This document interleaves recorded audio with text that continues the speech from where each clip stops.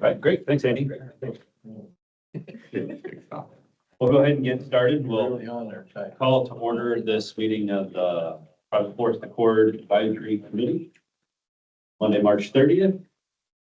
Again, Andy, can you lead us through a roll call? Yes, I will call your name. Please respond in the affirmative if you're present. Chad Washington. Here. Joe Liebezeit. Here. Scott Lightcap. Here. Courtney Griesel. Here. Jock Dalton. Here. Sherry Johnson. Here. Mark Stern. Here. Mark Grandrammer. Here. Jennifer Weichel. Here. Kate Wells. Sarah Gregory. Righty, Chad, we are good to move forward. Great. Thank you, Andy. Next item we have is approval of the agenda. We've all been provided. Any comments on the agenda? Any additions, requests? Okay, hearing none, we'll consider that approved. Next item we have is the consent agenda, which consists of meeting minutes from the last meeting. We had a chance to review those. So any questions, clarification, edits? Hearing and seeing none, we can consider that approved as well, Andy. Good. Brings us to our third agenda item, which is public comment. Andy, have we received any requests for? You people online, but. Chad, we haven't received any written testimony. This is an opportunity to provide public comment. If you're here in person or online, we do have one public comment in person. You have 3 minutes for all public comment. I will time it. I'll ask the lady in the back to come up and we can start your timer when you're ready.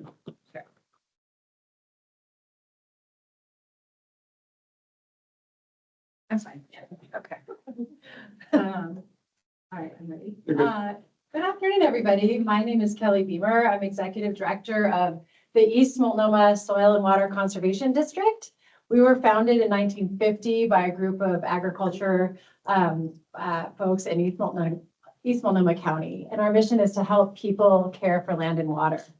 I'm here today to speak to PFA Project 2025-37, Kelly Creek Dam Removal and Restoration, which would fund the design and permitting for a dam removal on Mount Hood Community College. We're really grateful to see the review committee's ranking of our project as fourth on the proposed funding list. And I wanted to provide some personal context for why my organization believes this is a vital project in our region. The restoration of Kelly Creek is really a cornerstone project that leverages over a decade of work by many partners that would breathe new life into this tributary of the Sandy River Basin. The grant request before you would fund the final design and permitting of that to remove a large earthen dam that sits at the center of Mount Hood Community College. Right now, the dam is creating a large stagnant pond that spills warm water downstream, affecting 5 miles of downstream temperatures on Beaver Creek and threatening fish with lethal temperatures 4 months out of the year. For the last 10 years, my organization, EMSWCD, has been involved in a really dynamic partnership with the city of Gresham, the college, Metro, and the watershed councils. The focus is the health of Beaver Creek, and this is a vital fish-bearing artery of the Sandy River system. Collectively, we've invested millions of dollars in this area because the Sandy River is one of the first tributaries salmon and lamprey return to without having to pass through a dam.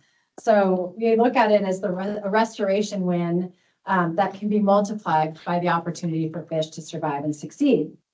Our dam removal is a model project for the PFA because it achieves really specific program goals. Number one, long-term habitat protection by restoring areas of Mount Hood Community College. Number two, restoring degraded areas to increase stream flow and decrease temperature. Number three, the dam removal will restore passage to 4 miles of suitable habitat for 4 HCP species: coho salmon, winter steelhead, fall chinook, and this is an opportunity to treat one of the highest sources of 6 ppdq. That's a loading area in the city of Gresham. They will. Second one. Thank you. I'll just cut to the chase and say it's ready to go. My district is committing a significant match. Thank you for your consideration. We join others like Trout Unlimited, American Rivers, Native Fish Society, Northwest Guide Anglers, Save Our Wild Salmon, and ask you to support this funding request. And thank you for letting me come in person and for the work you're doing for the state of Oregon. Thank you, Kelly. Okay. Appreciate it. Thanks for taking the time. At this time, anyone online, feel free to raise your hand if you'd like to provide some public comment. We'll take a second to look at this and call on you. All right, Jennifer, let me see if I can unmute you. Feel free to unmute and you can come off camera, Jennifer. And you will have 3 minutes to provide public comment. Your time starts now. Okay, thank you. Hello, my name is Jennifer Bomer, and I serve as Vice President of Advancement and Community Engagement at Mount Hood Community College. This year, MHCC is going to be celebrating 60 years of service to our region. And that matters because community colleges are different. We are not built apart from our communities. We are built by our communities. And we respond to local needs by opening doors and creating opportunities where many do not yet exist. We serve about 20,000 students. 2/3 of our students suffer to have their basic needs met, and 77% of our students are first generation. I say that because we are removing barriers for our students, but part of our responsibility as a community college is to remove barriers for our community and for the land that we serve. And that's why this Kelly Creek Restoration Project is so meaningful to us. This project would advance critical priorities like fish passage, water quality, and habitat restoration, and it aligns with the goals of the Oregon Conservation Strategy. But for us, it's also deeply symbolic. Removing the dam from Kelly Creek would represent what community colleges do every day, and that is to be a great partner with our community and to ensure that we've got a living classroom that could continue to serve the people of this corner of Oregon now and in the future. It truly would be a model of an educational partnership that we could bring to our students and we could bring to our community. And we just really ask for your support. Thank you so much. Thank you, Jennifer. At this point, if there's any other public comment on the call, feel free to raise your hand virtually and we will call on you.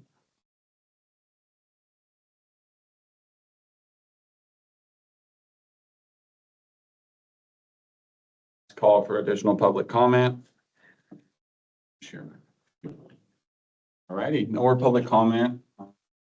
Chad, that will be it for public comment today. All right. Thank you, Andy. Those that provided comment. Now we will get into the preliminary funding packet review, which we have in front of us. And Andy, thank you for providing this prior to the meeting, so that we can take a look at it. Want to go ahead and lead us through this agenda item? Yes, I'll start off and going over today's agenda. So just a few minutes here and then I'll hand it off to Sarah after I go over the next 2 slides. So good morning, everyone. For the record, my name is Andy Spurka. I'm the Braddock Forest Accord Grant Coordinator here at the Oregon Department of Fish and Wildlife. Before we get started, I just want to start by saying thank you to everyone here.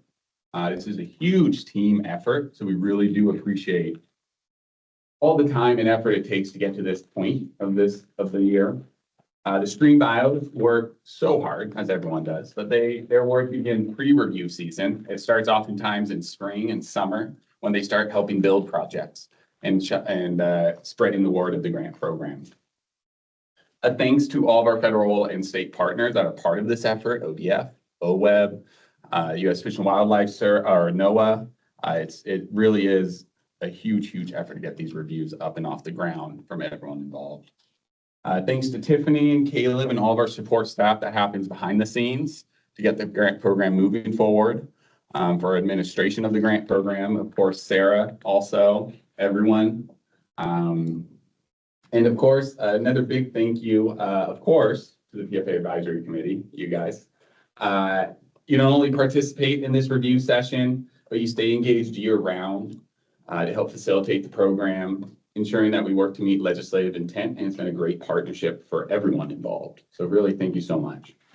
And one big last thank you, of course, to all the grant applicants this year and for the previous years. We appreciate the time and effort. We know it's a big application. It's a heavy lift to go through, but we really appreciate you taking the time. There's always so many great projects. With that, I'm just going to get right into a few important reminders. All meeting materials discussed today, including the preliminary project packet, are posted at pfagrants.com. Just a reminder that the preliminary packet that is posted is not a final document. The committee has authority to move projects above or below the funding line, depending on their evaluation of each project.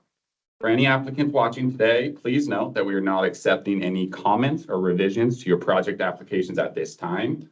Once projects are submitted, they're considered complete and final upon submission in fall of last year. Today's meeting is informational. The committee has a chance to give questions to regional PFA stream bios about specific project details. Final deliberations will be taking place tomorrow at our meeting that starts at 10 a.m. It is also a public meeting. During today's regional presentations, our stream biologists will present on different priority rankings for projects throughout the state that were submitted.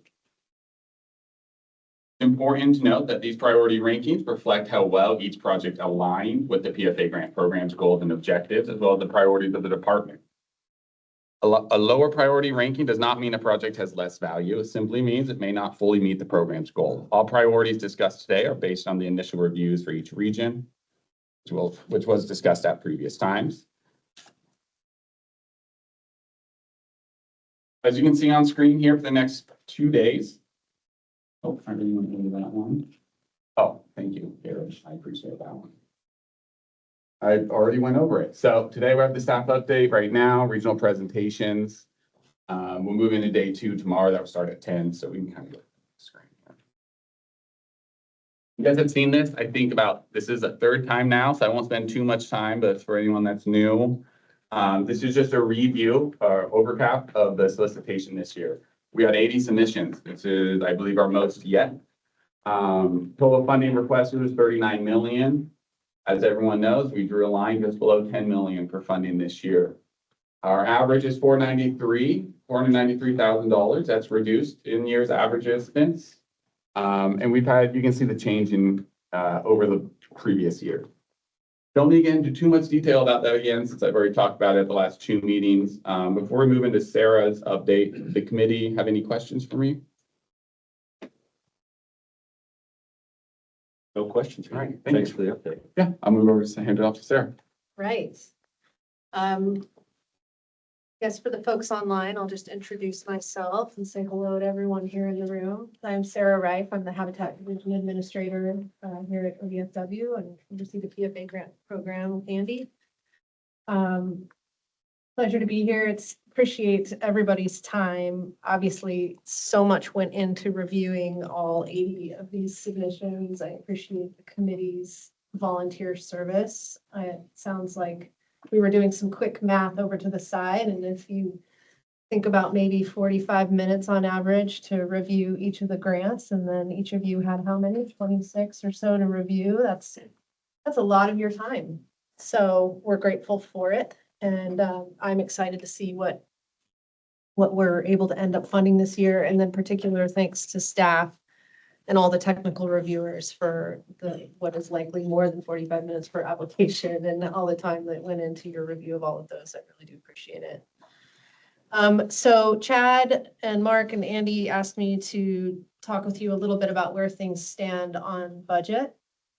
And I'm sorry I didn't get a slide pulled together for this, but we sit in a really good place. I think we're a very fortunate grant program as far as grant programs go.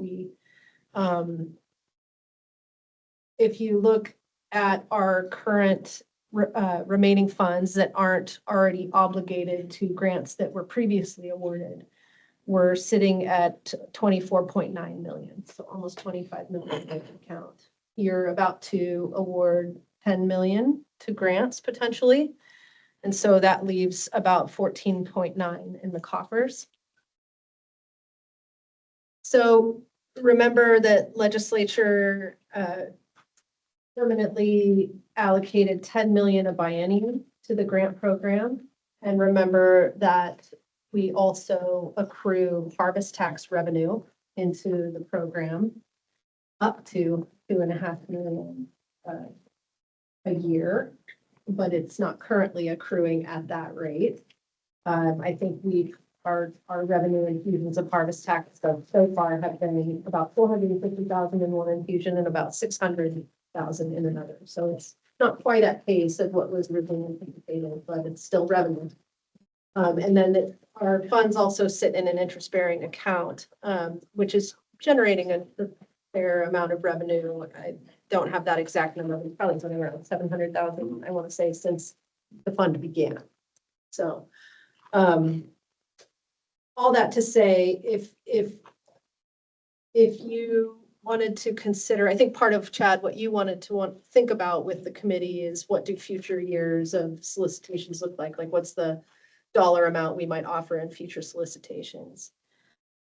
With this one being at 10 million, that's going to leave about 4.9 remaining that will carry forward into the next year. So you could, no, sorry, 14.9 will carry into next spring. So you could look at another $10 million round and you'd be carrying 4.9 into the next biennium when you get that next $10 million infusion in general funds. And sort of that would be for the biennium. That would be for the biennium. So that's then, roughly about half the funding that we have been seeing. so you're really looking at having, something around 15 million available for the 27-29 biennium. So for the spring 2028 offering, the spring 2029 offering, it will be something less than what we've been able to offer. How much less or how much you want to offer is something that the committee can talk about together.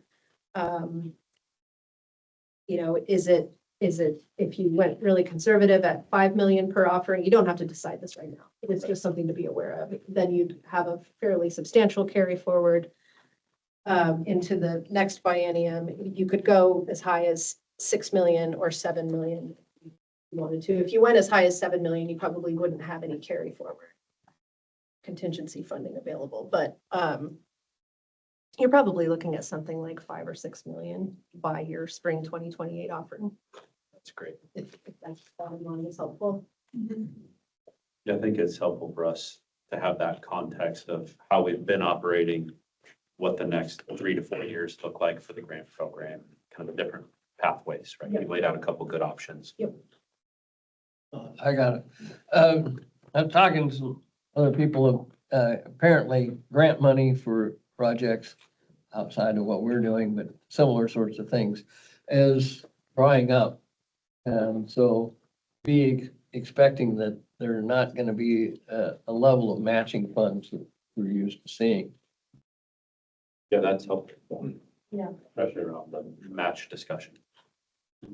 And just to clarify, those are the funds available for restoration, but you have other funding set aside for staff and the ones that That's are needed to accounting support for, the program. accounting for program costs. So what you had presented to us was the unobligated funds, right? Right, There's some more dollars that are already committed to other grants. There's dollars that are committed to staff time. But what you presented was the unobligated. correct. Okay. Using like whole numbers and being Right, conservative, right. provide you guys with a more detailed accounting think that's sheet at some sufficient. point, but Any other questions? Thank you, Sarah. All right. And so with that, we can move to agenda item 5, which will be the PFA review regions 1 to 3 presentations. That we've got our stream bios. And you want to kind of walk us through how that's going to go? That's totally fine. So, stream bios, you guys can sit there. I'm gonna hand you a remote. We're gonna start with over here. Okay. Maybe we can get a quick round of introductions first. That'd be great. Yeah. Go ahead. Yeah, I'm Kelsey Anderson. I'm the private forest court stream bio based out of Tillamook, and I serve Region 1, which is the north coast of Oregon. I'm Kevin Gray. I'm the private forest cord stream biologist for Region 2, based out of Newport. I'm AJ Van Donlen. I'm the stream bio out of Roseburg. And I cover Umpqua, Rogue, and Cusco Keel. I'm Paul Umstead. I'm the West Cascade stream bio, covering everything drains into the Willamette Basin out of the West Cascades in Corvallis. Hey y'all, my name is Jeremy Webster. I'm the PFA bio for Region 5, pretty much the south part of it. Based out of Klamath Falls, and with Kirsten, we kind of share everything east of the Cascades. Yeah, Kirsten Russell, I'm based out of La Grande, and I covered the northern half of Region 5. As you guys have questions, feel free to ask them as the project's presented. You know, so once they go through the slide, they go through per project. They're prepared to answer questions on that slide if you would like. And I'll try to help keep a general time sense with Chad as we kind of work towards the first three and then go into a break. And Andy, can you help me understand these presentations? Are they going to be every project that was received within the region? It won't be everyone. So these are a ranking that each of the regions have classified as. So we have critical priority, high, medium, low priority. So they're going to primarily be presenting on the critical and high priority projects, but they are prepared to help talk about any of the other projects they're not presenting on. So there will be a slide that says all the medium and low priorities on there that they're seeing. And any kind of questions you guys have, we're happy to go in there. You guys all, and before I forget, we all have access to the grant management system still. So feel free to log in to look at stuff. If someone has an issue with getting in, let me know. I can fix that up now, but I don't believe I removed any of it. But correct me if I'm wrong as you work through there. The last question before we begin, Andy, were there any projects that were below that high or critical priority that made it above the funding line that we would not hear about in these presentations? You know, actually, I'm not sure of that. That's a good question. If you could do that filter just so that we can prepare biologists to speak to some of the projects that may or may not have. Yeah, I can flag it for them if I see any. That's Great. fine. I'm Thank you. keeping it for them. All right, I think we're ready to start Region 1. Kelsey. So hi, everyone. Again, Kelsey Anderson. I'll be presenting on behalf of Region 1. Some regional context and background. So there were about $5 million requested within this region. That equates to about 12.5% of the total ask. The average ask for the projects was around $450,000. This map here shows what the region is, and then the dots represent the different projects that were submitted. So we had 11 proposals submitted. 7 of those were implementation. 2 projects were implementation and planning, and 2 were planning. For the ODFW review team priority ranking, 2 were ranked as critical, 2 were ranked as high, and then 7 were either medium or low. And 4 out of the 6 counties within this region were represented. That includes Clatsop, Tillamook, Columbia, and Washington County. However, the 2 southern counties in this region, Yamhill and Polk, are also shared within other regions. So we may have gotten some applications for those regions that went to a different team for review. The HCP species within this region are the native salmon and trout, or native salmon as well as cutthroat trout. We also have green sturgeon within this region, and then a handful of amphibians. We have the Columbia torrent salamander, coastal giant salamander, Cope's giant salamander, and coastal tailed frog. Coho streams within this region should receive priority funding. The limiting factors for these are loss of rearing habitat as well as lack of stream complexity. Some common issues within this region are degraded water quality and habitat, fish passage, loss of cold water refugia, cut off sloughs and wetlands. Natural recruitment within this region of large wood is also an issue, as well as loss of rearing and off-channel habitat due to agriculture land and diking. And some recommended conservation actions are to maintain and enhance in-channel watershed function and connection to riparian habitat, flow, and hydrology. So next I'll get into projects in more detail. So first we have the East Creek Culvert Removal and Road Decommissioning Project. This applicant is the Nestucca, Nescoin, and Sand Lakes Watersheds Council, and the project type is implementation. The funding ask was about 250,000, and the HCP species are native salmon and trout. This includes the ESA listed Oregon Coast coho. This project will remove 3 culverts on fish streams, 10 drainage culverts, and decommission 2.5 miles of mid-slope road on BLM property. The benefits of this project is it will improve both watershed function and increase flood reduction, thereby benefiting several fish species, including that Oregon Coast coho, as well as fall chinook, steelhead, and coastal cutthroat trout. It'll also benefit the local community. It'll restore over 10 miles of salmonid habitat within the Nestucca River watershed, and 3.5 miles of that is within coho distribution. All road culverts, including the drainage culverts, will be removed. And something to note is that most downstream culvert within this application has a history of being obstructed by debris during high flow events and is considered to be a high risk for failure. This culvert also has a large amount of fill on top, so a failure would be devastating. That downstream culvert is also listed as a high priority project through multiple partners. So not only is it a high priority project for the local ODFW district, it's also on the statewide priority fish passage list, and it's currently ranked number 3 on the salmon superhighway priority list. The number 1 and number 2 projects on that list have already been completed. So currently this is kind of like the number 1 project within that salmon superhighway list.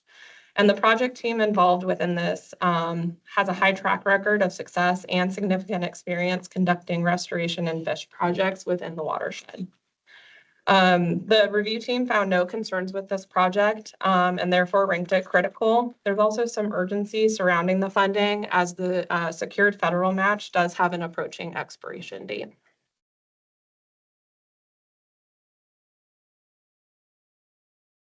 I have a question.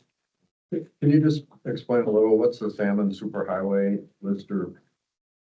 Yeah, so that's Salmon Superhighway is like a collection project of multiple partners. So it includes like state and federal partners as well as county partners and local watershed groups. So they kind of got together and took a lot of passage projects within Tillamook and Nestucca watersheds, and then prioritize them based not only on the ecological uplift they would bring, but also the financial cost of it. So it kind of allowed that county to come together and kind of create a list that they can work through to help open up a certain amount of habitat. And specific to the northwest counties? Yeah, it's specific to that Tillamook and Nestucca watershed. Thanks. Yeah, my question was, the cost estimate, that's just the PFA amount? Yes. Right? So what was the total budget of that other? That's a great question. 3.6 million? Yeah, 3.69. And is most of that money secured? Yes. 149,000. Yeah, so that's all secured, and then some of those funds that do have an approaching expiration date. So having funding for it now is can help it kind of get over that finish line. Thanks. And that's shovel ready too. Kelsey, what's the time crunch with the federal money that could be lost? I'm not quite sure on what the expiration date is. Do you anticipate any issues with permitting, laying?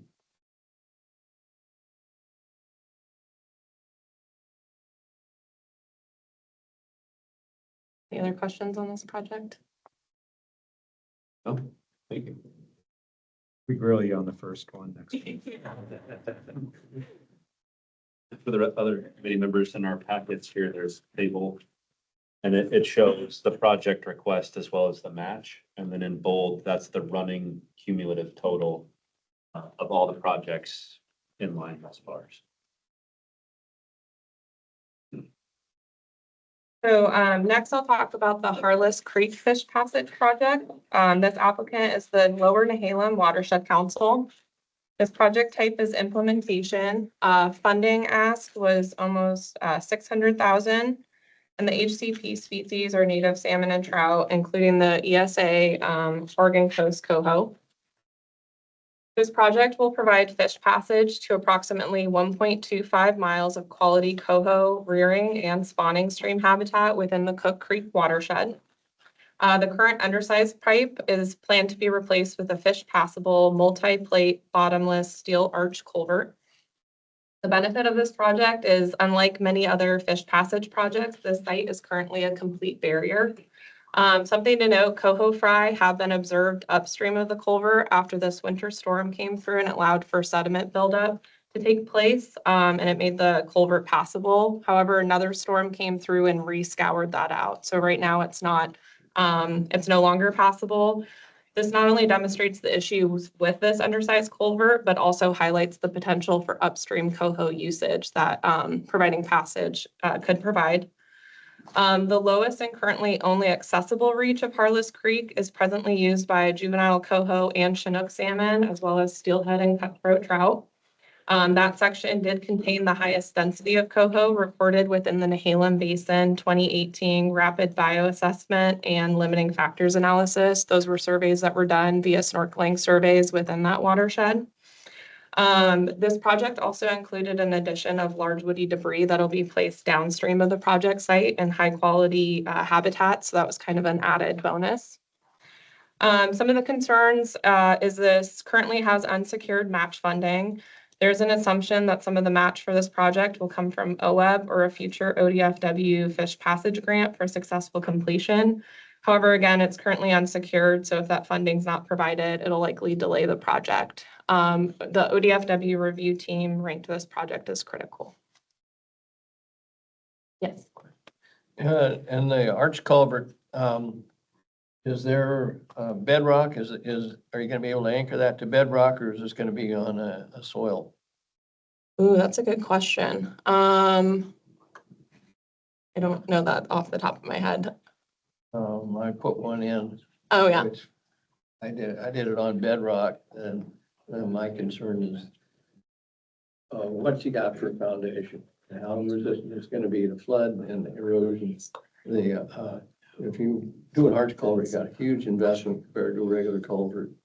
And it can, unless you've got something, you can guarantee that the foundation's gonna stay in there, it can easily be a total waste of money. Yeah, I'm sure they've done like where they looked at different types of what they're gonna put in there and then picked whatever made the most sense for that. Not only what like passage they need to provide for water and fish, but also what is going on in that location. But I could at a break, I could look through the designs a little bit more and see if I can get back to you on that. We're making a decision, you need to see the engineering work. So you're saying that this is implementation ready, right? So the Yeah. designs have been stamped by an engineer, like the design phase is done. Yes, yeah. So that should give some comfort to the engineered designs that have been stamped. It would be, there is an engineer with a stamp on the line. There's an engineer's stamp on it, but Yeah. that doesn't mean anything. Necessarily. In real. Is there any discussion on partial funding? Just thinking through, that's a lot of unsecured match and timing. Is there any implementation of this that in a partial funding or? Yeah, I know this year too, they kind of left it open for folks to comment on partial funding. I can't remember off the top of my head, but I can pull that up. okay, thank you. They'll do all of the match unsecured or a portion? I believe all of them have, yeah. That is almost $1 million match that was unsecured.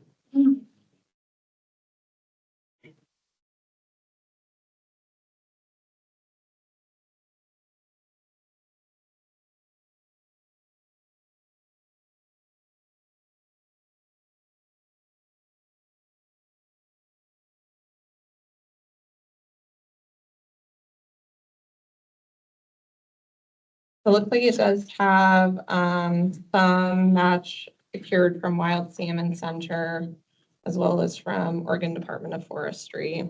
However, the OWEB grants are not secured. What was the web request? The, request from the PFA funds. No, but so we can get a sense of this $1 million, is that $1 million unsecured or So what's unsecured is, 600. 600, so a good portion of that? Mhm. Okay. Okay. Any other questions on Harley's Creek? Just for, if there's no web application in currently, we're actually in our open cycle right now for applications that have been submitted. And those awards will not be made until July, in July this year. So, we won't know about that secured until then, so. Okay. That's helpful. Not for any projects that have a web match at this time that Yeah, are. that's helpful. We did see that with several, where the match was identified, and then you read a little further and the match is contingent upon us funding it, so. Yeah. Bigger discussion there. Thanks. Any other questions about? The next one. Next, we have the Gallagher Slough Tide Gate Removal and Coastal Wetland Restoration application.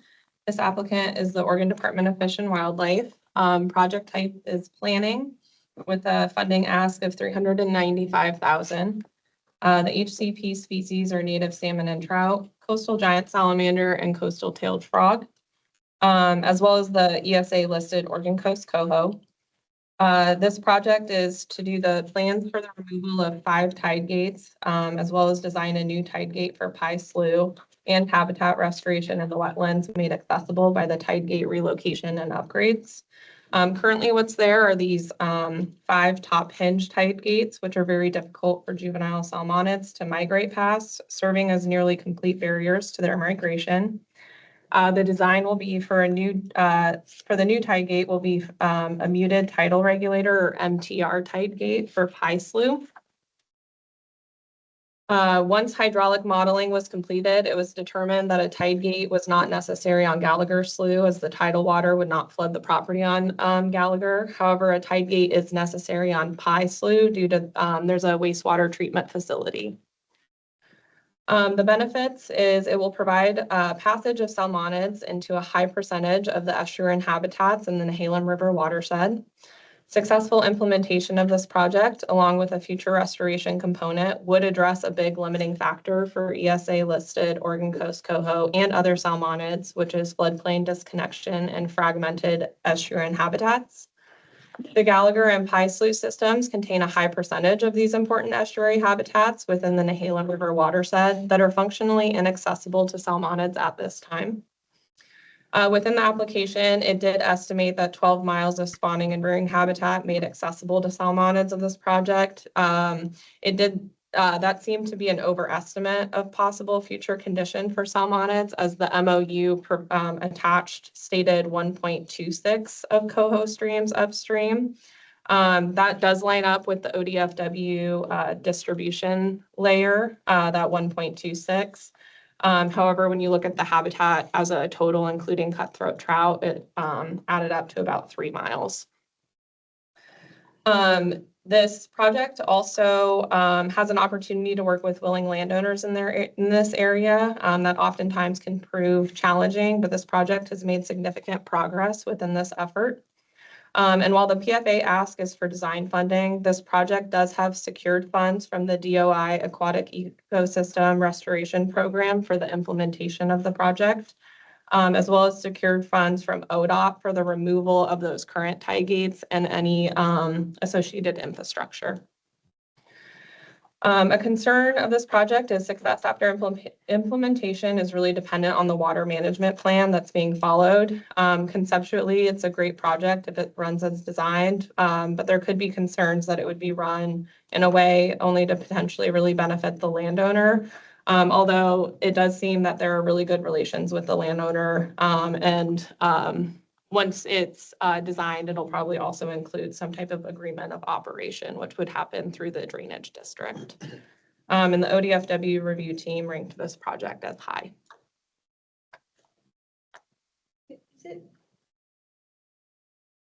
Have we funded, ODF&W being the applicant is unique. Do we not, we don't have a lot of, I didn't have a lot of those in my batch. Not a lot of them, but they're eligible. Yeah, I was kind of flagging, just helping my recollection. We haven't seen a lot of that. We've had them before and last year, some of them also were Funded. yeah, funded, so. The MTR style tide gate, is that the style that we saw in our? Yeah, those were really neat. So this is where, as the regional biologist, you can speak to this better than anyone. What kind of partnerships and relationships are in place currently? It sounds like this project is going to be pretty reliant on good relationships between the department and landowners.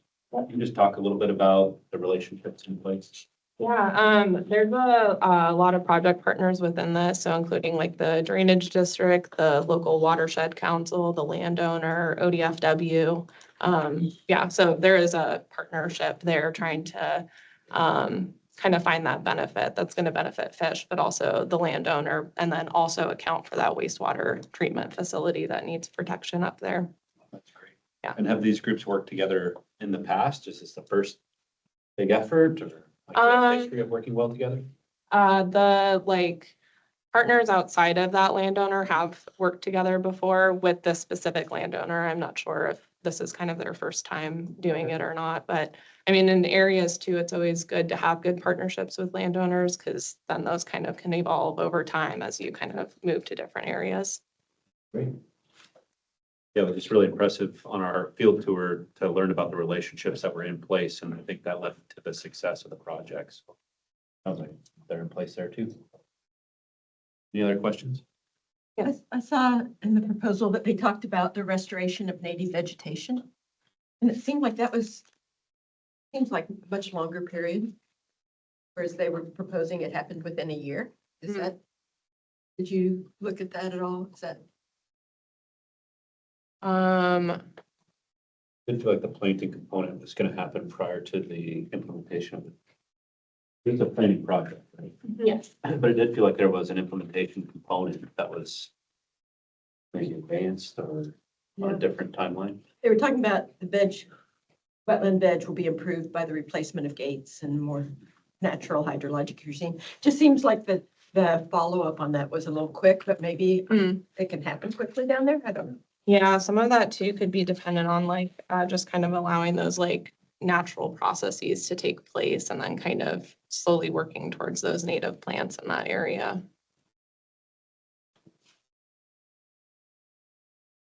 Secured. The match is secured, yeah, and that match is for the implementation too of the project. So while this is for the designs, the implementation funding's already secured. That's great. I really appreciate the relationship component, especially happening in the planning side. Instead of, we're into implementation, now we're gonna go make friends.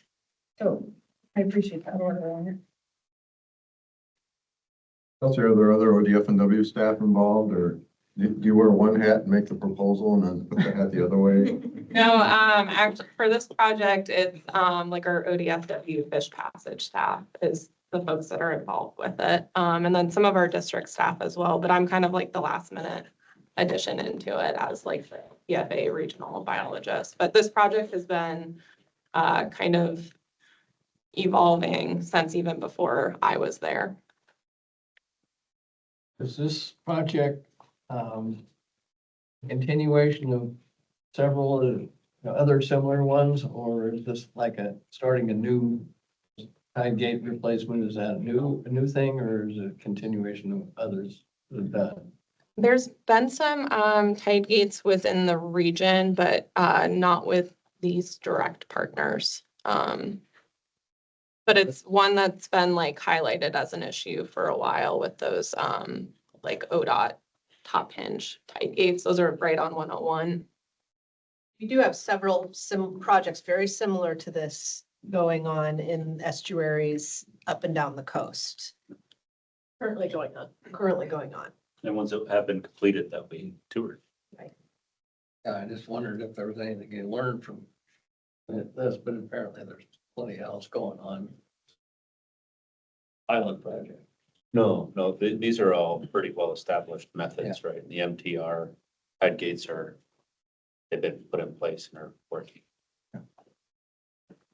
So given that these are pretty standard, how standardized are the designs for these tide gates? Can you kind of pick them up and do some minor adjustments and then implement them in a new site? Or does it, do you know? Each site, depending on the size and I mean, there's a lot of variables that go into designing. Each one is, customized for whatever the location and I thank you, the hydrology behind it. There's one main provider, which is Nahala Marine, does most of the work. And so part of the reason I think that there's not IDs going in everywhere is there's kind of a capacity. You've got the folks that are doing the work, they're a capacity. You've got the folks that are doing the permitting, they're a capacity. You've got the manufacturer that's providing the designs and they're a capacity. So everybody's kind of a capacity. So you just see a few projects happening here and there, but each one is usually built in with monitoring and has learning in it that helps inform the future projects. And some of the work that we've seen in the South Coast is definitely informing, newer projects. And just for a piece about the landowner relationships and the water management plan. Water management plan, like Kelsey said, is key to the success of these projects. And that's something that RDFW and NOAA works really closely with the applicant in the permitting process to make sure that's in place, because without a good water management plan and one that's followed, you won't realize a lot of the restoration benefits. And I know, like in the Charleston office, Ed Hughes and Chris Clare are highly involved in, working directly with the landowners, the soil water district, the council, and the landowners to make sure that they're following the water management plan and they're adjusted. But each one has its own little nuances that they do require maintenance. They do require monitoring. Well, this was our number one project on our sheet, and clear to see why. I mean, the benefits are great. There's over 2 times the match, 1.1 million in match. And that match can take us all the way through installation from the sound of it. So it's a great project. Anything else in this one? Okay. Next, we have the Upper Kilches River Fish Habitat Enhancement application. This applicant is the Tillamook Estuaries Partnership with a project type of implementation. The funding ask was a little over 1.5 million with the HCP species, native salmon and trout, including ESA listed Oregon Coast coho. This project is to install approximately 1,400 pieces of large woody debris across 4.5 stream miles in the North Fork Kilches River and Schroeder Creek. The benefits is it would treat a high priority location that is deficient in large wood abundance and habitat complexity in an area that is inaccessible to other restoration approaches. The habitat has been described as high priority within the Tillamook Coho Strategic Action Planning process.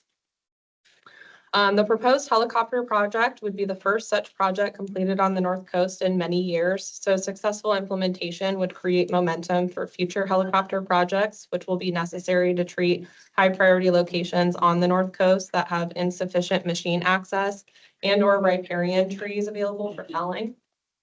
Channel spanning structures will be avoided in the main stem of the Kilches River to reduce the risk of structural failure or blowouts. The project area was surveyed by TEP and its partners in the summer of 2023, where it was identified as a priority area for restoration based on model and field-derived anchor habitat. That's habitat where salmonids can complete all freshwater life stages. And there are no fish passage barriers between the proposed project site and the Tillamook Bay, so fish passage is not a limiting factor for this project. Although this project is expensive, there is a high mobilization cost for the helicopter, and so that makes a strong case for the budget in order to treat the maximum area possible. So instead of having to do it in phases where you're paying for that high mobilization cost over and over, it's better just to try to do it all at once. The concern is there's a significant high PFA request and relatively low match, which is currently unsecured. So nothing about this project potentially states that we have to fund this work now, as it's not a fish passage issue and doesn't have expired match funds. So if the proposal maybe wasn't brought above the funding line this year, but they applied in the future with more match, it could be a really competitive proposal. And ODFW team ranked this as high. Yes, Yeah, so I assume the budget's that high because of the helicopters, is that, yes. like in the line items, is that how much of a percentage is?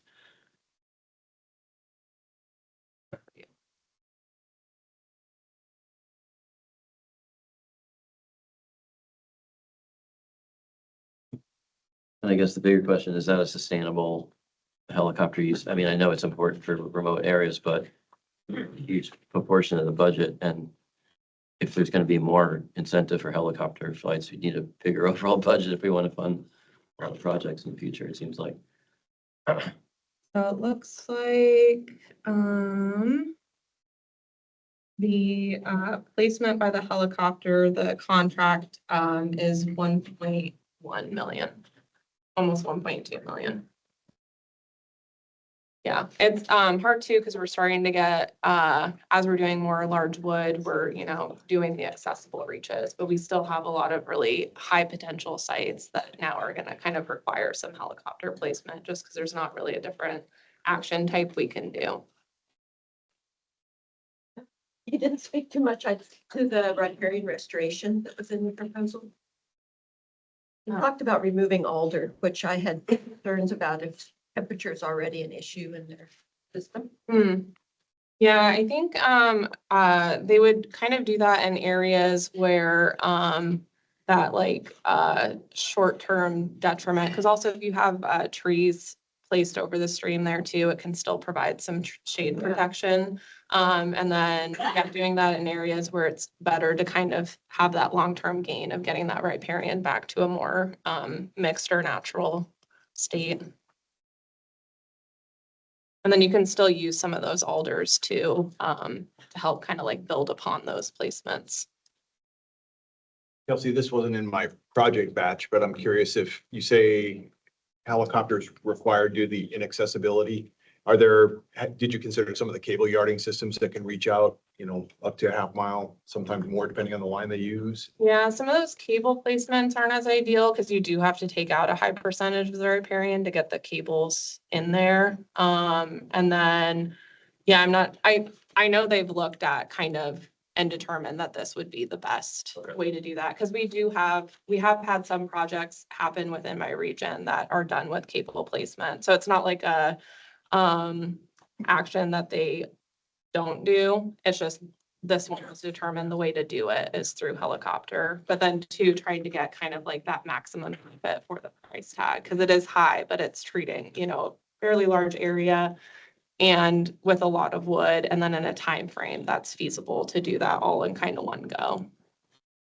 What was the time frame on this project? That's a lot of structure. And then with that amount of funding, I really appreciate your thought on this. It could be something that queues up to be more ready in the future. I was just thinking through the questions that could help with these such. Are there phases as we're talking about the more expensive methods needed for placement? Are there some areas where placement can be accommodated in a different phase at a lower cost, or, again, back to that partial funding question. So 1.5 million, I think, only 500,000 in match. This is really funding a significant portion of it. And the match is unsecured. Yeah, is there a way the project breaks apart into phases of placement? Yeah, it's hard because when you're looking at the 1.2, that includes the mobilization of the helicopter. It's like, Yeah. I mean, if that's what seems to be best, I think the applicant would be open to doing that. But when you're trying to like, Getting a whole lot of mileage out of the remaining. yeah, That's what the mobilization cost for the helicopter is versus flight time. The 1,400 pieces of wood is a lot of flight time. Yeah, it seemed like the budget kind of included both as one, so I'm not quite sure what the, like, just mobilization in general. That's just a whole lot of large wood to place, so I have to think mobilization costs are high, sure, but that's a lot of flight time. The other question is, when you start looking at something that with an expensive piece of equipment like that, can we look at having more than one project in the area so that you can get the contractors bidding on a big package? But you can start getting price breaks. I'll have multiple applicants Mhm. coordinated. Yeah. I think you may have mentioned it. I'm not finding it right now. Who's the landowners on each side? Oregon Department of Forestry. So this is part of the Tillamook lands historically. I believe so, but yeah, that's a, Probably. yeah. We can come back to it. Okay. I think I would like to see what the mobilization costs are because it's not the whole 1.1. Okay, yeah, I don't know if that's included within the application, so. Yeah, and very thoughtful to think, come back with this great proposal once you've secured a little match, it'll be more competitive.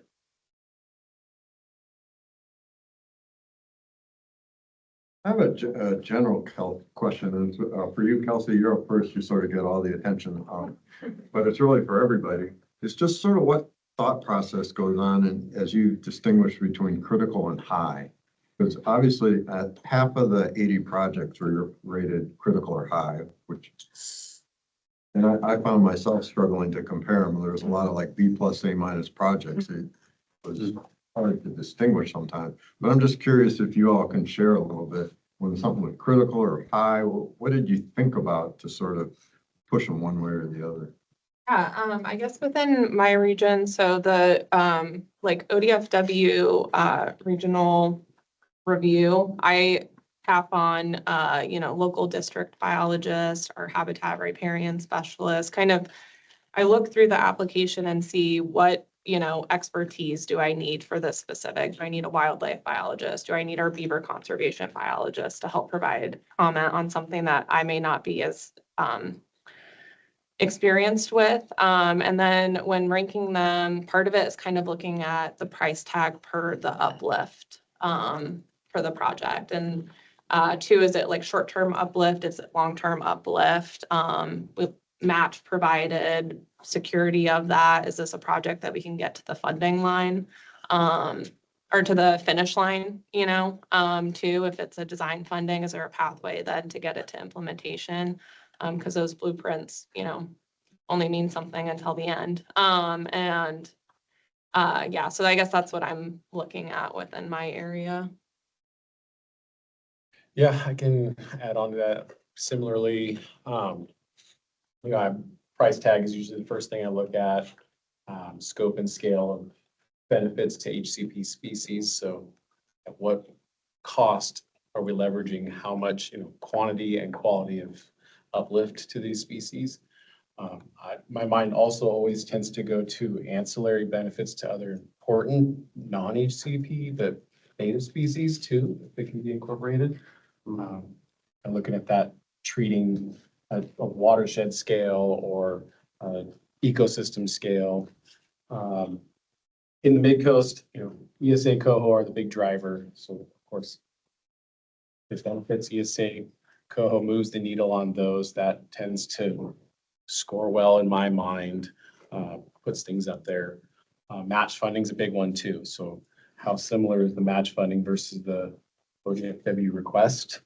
If they're pretty closely matched or, that tends to push it towards critical or high in my mind as well. I look at the partnerships. I could go on and on. Have they considered all their permitting needs, things like that? Like, is it shovel ready? Shovel ready is a big one in my mind as well. I come away thinking, okay, if we fund this thing, it goes in this year, we're marching forward. We don't have to wait. We get this thing on the ground this year and we're moving forward. Like I said, I can go on and on, but those are kind of the big things in my mind when I'm reviewing that that help me kind of put it in that higher critical. We also have our fish passage barrier priority list. We're trying to work our way through. So if a project is going to address something that ranks in our priority barrier list, that's probably also a big consideration, as well as if it's addressing a limiting factor. We have conservation and recovery plans for most, not all, but most of these species. And so if it was identified as priority conservation action or a limiting factor that needs to be addressed in a plan, that's going to be on their radar. And that's certainly what the district staff are using. How will they align with regional guiding documents and plans? Also, maybe a bit of the track record of the applicant too, if they have, if they've done 25 of these just like this and have gotten them on the ground and we're seeing uplift from these projects and it's like, okay, they got a blueprint for success. They're not asking, crazy amount of money. It's probably gonna score highly in my mind. Alignment with the plans is really helpful, Sarah. That's something that we can look at in our reviews as one of the categories, alignment with plans. Yeah, and the barriers. I mean, it's very helpful when the applicants actually kind of bullet that out and articulate it.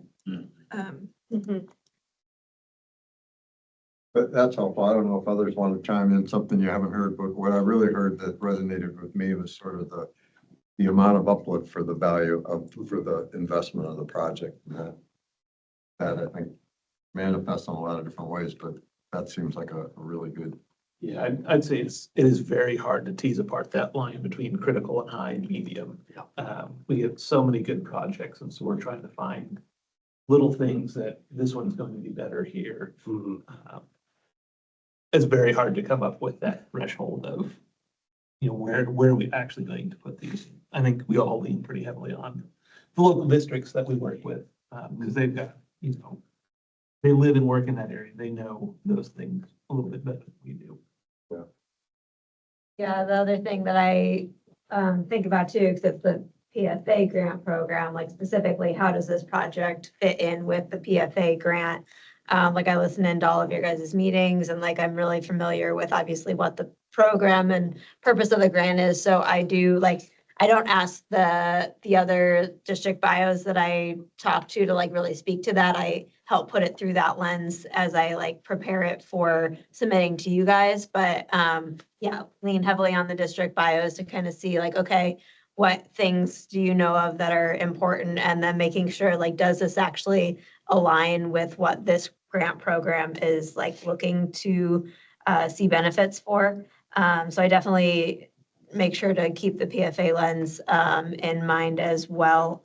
And I agree, the high critical, finding that line is challenging. I recall being told to kind of look at each project independently. So I try to do my best to do that as opposed to directly comparing. And so, I'm not trying to limit how many are considered critical in my region or high. I'm trying to think just, as a standalone project. And I think the other thing too is does have somewhat to do with how the proposal is written in terms of are things detailed? Have they answered my questions? Do I have any major concerns that would prevent me from feeling comfortable moving forward, recommending this be proposed or something like that? So I do also take into account what my concerns are and how substantial those concerns are.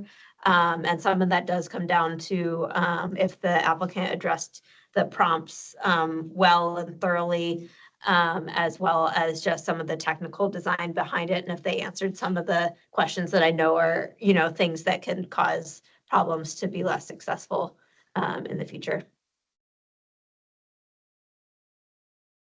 Just really quick, Kelsey, from the application, it looked like water temperatures in that area were fine, habitat or stream gradient was fairly good. If I remember right, it's Department of Forestry ownership, so it'll be managed for future large wood recruitment. Is that, whenever I look at a large wood project, I always look, okay, is it something that's gonna just bridge us between nothing in the stream and kickstarting the natural large wood process? Or is it something that we're gonna have to come back every 20 years and redo? And so with the ownership being the way it is, it looks like it will probably be on the trajectory for more or it'll be on the trajectory for future large wood recruitment and jumpstarting natural processes. Helicopter projects cost more money. I mean, that's just the reality. If you can find other folks that are doing helicopter projects and lump them and share those mobilizations, sometimes it works, sometimes it doesn't. To me, it ends up, what's the value of the habitat and what are we gonna get, by that project for the long term.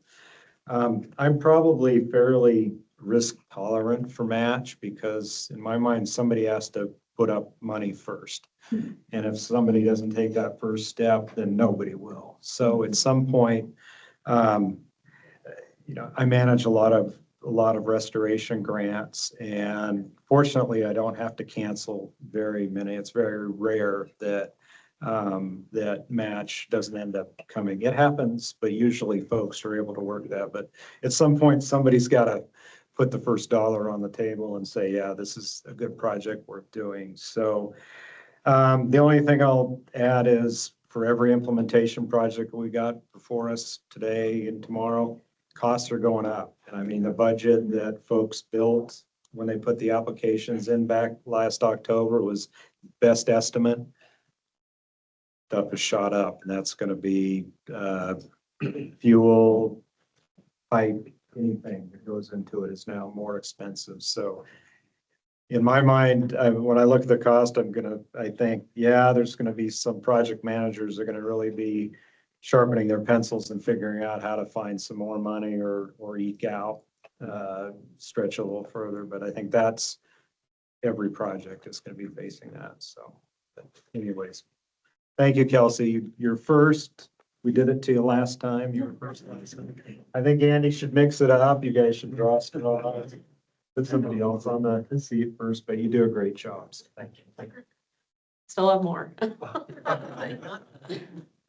it here first. Mark with OWEB is willing to put the first dollars in. Very wisely don't get in the check. Talk about the timing of the solicitation later. We just moved ours, so you can talk. Dave. Yeah.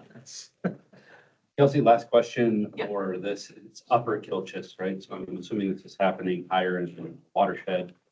Did you mention that this is a flashy system at all? What are the likelihood of the wood moving down the stream, and would there be any potential impact to landowners downstream? So there's there's no fish passage issues downstream. So hopefully what crossings are there are going to be, built in a way that can pass any of that. Right now, they just kind of highlighted where they think those anchor sites will be, where they actually end up happening, will get decided later on too. So they have a couple of options. If some of these areas maybe don't look like good areas to put wood placement in surrounding tributaries and things. And so they would try to avoid that. Yeah, it'd just be helpful to have those potentially impacted landowners identified and then address the risk of large wood placement with culverts, whatever crossings. Yeah, totally. Yeah. And I know that's like kind of something they're keeping at the front of their mind. That's why too, they mentioned within the application, they were going to do those channel spanning on the main stem to kind of avoid any of that as well. And so, yeah, and it's nice too, that they do kind of have some flexibility within that area if they need it. If it seems like areas that because I know the partners too have walked it multiple times to kind of highlight where they want that to go. And as they're doing more research, yeah, if it ends up being an area that's not good, they have some flexibility around there to kind of pick from. Yeah, I was involved in a large woody debris project that washed out. That was a mess. Important considerations. Definitely, yeah. Any other questions on this project? One more. Did they I know helicopter costs are high, but 4.5 miles is a lot. And when I read the proposal, they talked about that there were some access points. Did they consider doing more of a patchy model rather than doing a continuous? Of using the access they have to get some refugia in there? That I'm not sure about. The access and a lot of, with helicopters, you can use the access for staging areas so that the actual path that the helicopter has to go is settled, is short. And that gets down to the efficiency of the project manager. Okay, I think. Next project. So next I'll just kind of briefly talk about the projects that either received a medium or low priority ranking. First is the McBride Creek floodplain engagement and habitat restoration project. The funding ask was $97,000 with the applicant Columbia Soil and Water Conservation District. This is a comprehensive plan that'll cover multiple strategies for habitat uplift. There is a culvert removal that's happening, but that's through the SFISH grant. So this project will be for invasive plant removal, native species planting, and then installing PALs, which are post-assisted log structures, and BDAs or beaver dam analogs. This project is complex and detailed, but it's only affecting a relatively small footprint. So the price point for that footprint may be a little high. However, it does allow for a more thorough multi-tiered application of methods. But all in all, not that much habitat is being restored. However, this project could be viewed as a novel approach to restoration, as not many of these PALs or BDAs have been installed regionally. So the value of this project could be considered a proof of concept for that strategy to other local practitioners. What was the amount of habitat? Because it's a pretty low ask, 96. Yes. You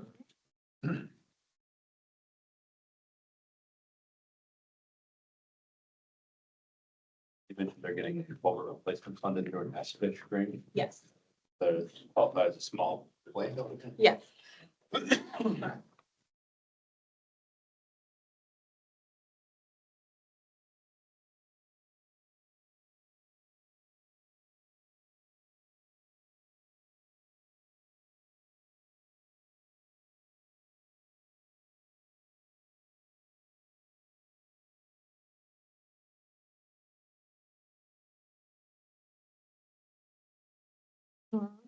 Like 0.2 stream habitat restored, and then I believe it was about 2 acres.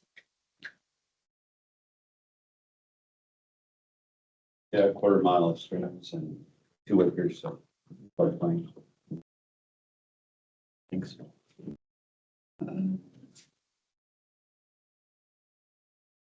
Next, we have the Chance Creek Fish Passage and Stream Enhancement Project. This funding ask was about $387,000. The applicant was Trout Unlimited.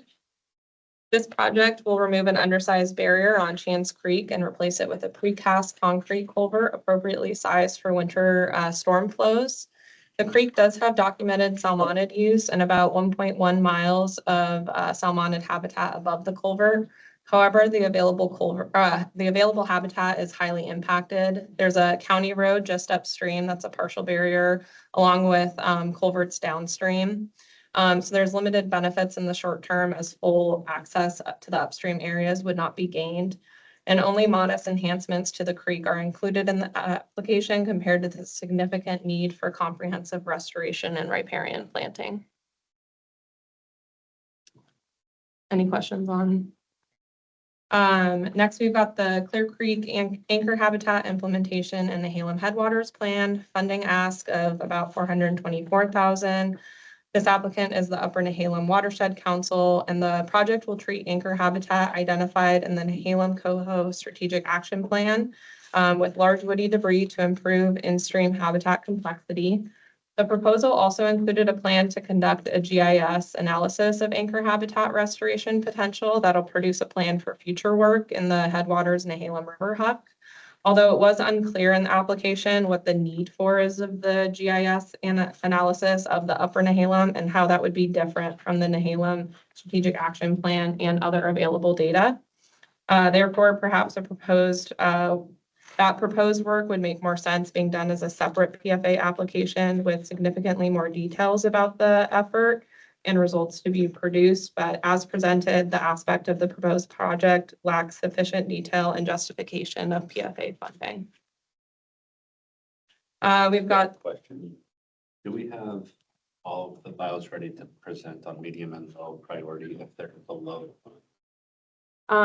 Yeah, I don't think so, mostly because I only had 11 proposals within my area. And so just looking at the time, yeah, I also don't have to go into more details on these if Well, I it, don't mean to say that you shouldn't if you want to, but does the committee feel like if they're below the funding line and they're medium and low priority, do we want to review these or should we move to the next higher priority projects that are above the funding line?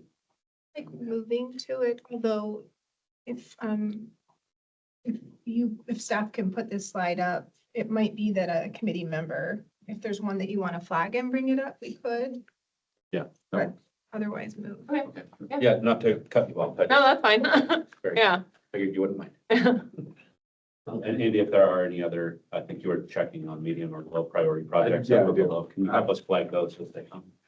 Yep, I can. Just figure kind of what region they're in and regional bios speaking in these. Okay, thank you, Kelsey. Yeah. Any other questions before we move? I think then for region 2. right? Should be able just to advance the slides.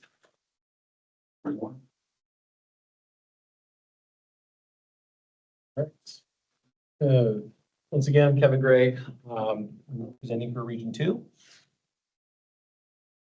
So Region 2 this year saw an ODFW request of just over $7 million.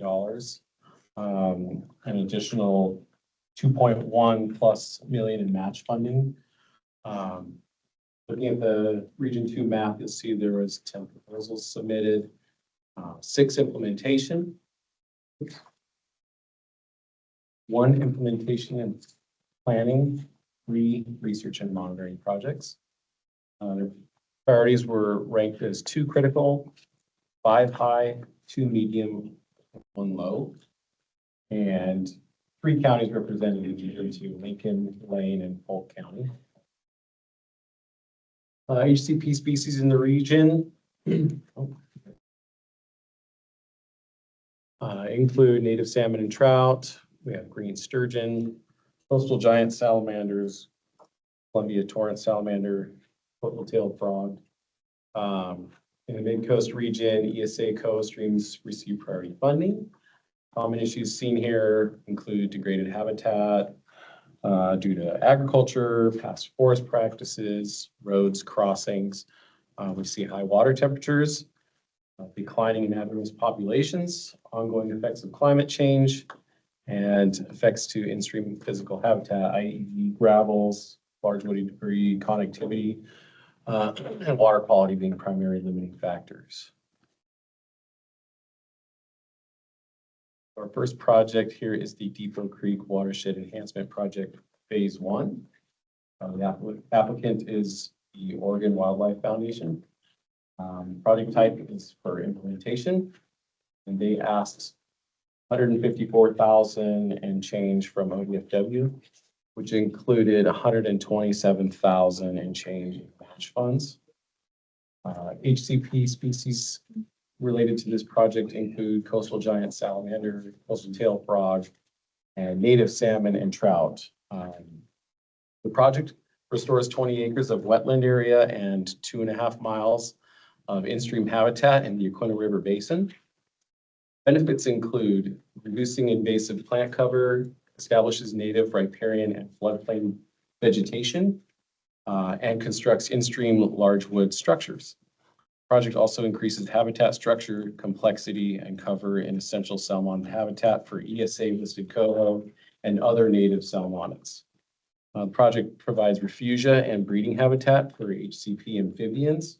It encourages beaver rehabilitation and restores wetland ecosystem functions.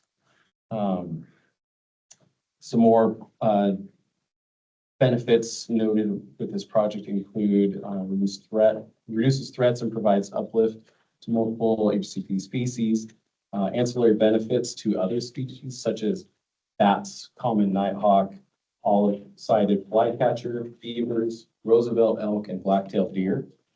The project did also demonstrate strong support from the community, state agencies, and private landowners.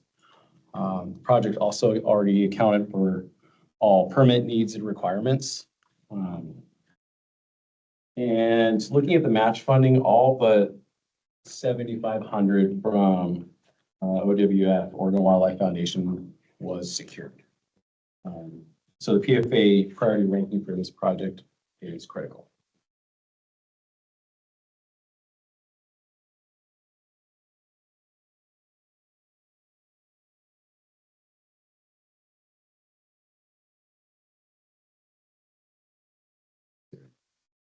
So is this purely like repairing habitat restoration, or is it, what industry? Riparian and wetland area, there's wetland areas in here, some isolated ponds that some are connected, some are disconnected within the area as well.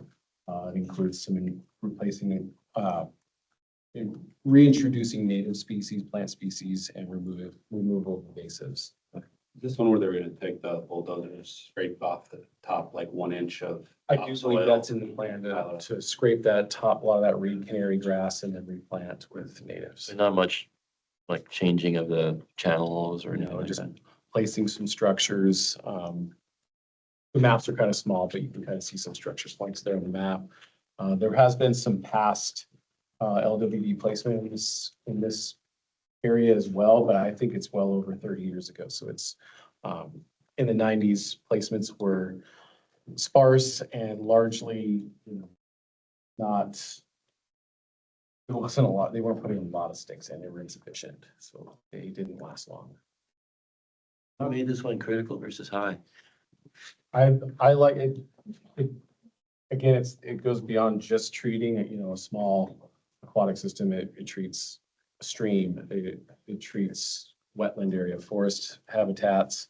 It benefits HCP species plus a lot of really cool natives as well. And it's only asking 154,000. And it treats miles of stream habitat, 40 acres of wetland area. So again, it kind of reaches back to that big bang for a little bit. Uplift, yeah. Sorry, Chad, did you? How many acres? 20 acres of wetland area? Oh, sorry, yeah, 20 acres, not 40. 2.5 miles. In phase one, there is a phase two project there that'll go up a tributary vessel, which is trading. So You may have mentioned it, Kevin, but in that 2.5 miles of in-stream restoration, do you have a sense of how many pieces of wood or logjam structures? Like, what's the scale of it really? I can probably find it here. I want to say it was about 100 and it was 17 structures, I think, and 170 plus logs. So much more, aligns much more with the regional guiding document of, placement of large wooden streams. So it follows that model. But 20 acres of wetland, that's not the floodplain part where they're talking about scraping the topsoil and replanting, correct? I think you could consider all that relative floodplain. It's at least within the 100-year, I'd say. Right, so then that wouldn't be wetland, it's either. There is some isolated wetland that I've visited this site a couple of times. There is some isolated wetland there that is out of the floodplain. So I do believe that 20 acres is that. How deep did you say the scraping was gonna be? I don't recall what the plan calls for, but I usually think it's the top It says 6 inches. 6 inches, yeah, less than a foot. That's gonna be enough to get below the canary reed-grass roots? According to the applicant and its project members, that is pretty standard operation for that type of removal of invasives. They seem confident in it, they've done it elsewhere. Yeah, it seemed like a pretty straightforward project ready to go. Yeah, everybody involved with this project has a long history of doing many projects just like this, and they've got a really good blueprint for implementing this stuff. Two questions. Mhm. I remember in the past year, we've had a different wetland project that was submitted. Is this is different than that one, or is this the same one that we've seen in previous year? I think you might be referring to Beaver Creek, which Yeah. is nearby. It's within a Okay. couple miles of here, and Beaver Creek was funded in the past. It saw some amendments. So there's a few changes to that, and I think that's still ongoing. They're still moving forward on that. Okay. Yeah, And then this is with it, yeah, a couple miles from here. okay, it's not the same one. I was just No. curious. My other question is, for Andy, maybe, if this one is critical, why is it so far down on the scoring list? Well below the funding line? So the regional priorities are different. That list is the committee's rankings. That funding line list. Oh, okay. So yeah, there'd be a little bit difference. We have one project that's a medium priority on there, and Paul will note that during the presentation. But that's the only region. Okay, So, thank you for clarifying. of course. I was trying to remember, was there a community aspect to this? The applicant did discuss community support, so local landowners and beyond. There's some monitoring or like, are there some metrics associated with this that kind of are lending to why that debris in those places, kind of what? As far as current condition or post-project? Yeah, yes. Yeah, is there a plan for monitoring post placement? Is Part of there? the match funding is for ODFW implementation, monitoring, and maintenance over 3 years post-implementation. So that means I think that includes our beaver biologist, our mid-coast habitat restoration biologist will be monitoring and doing maintenance there for 3 years beyond implementation.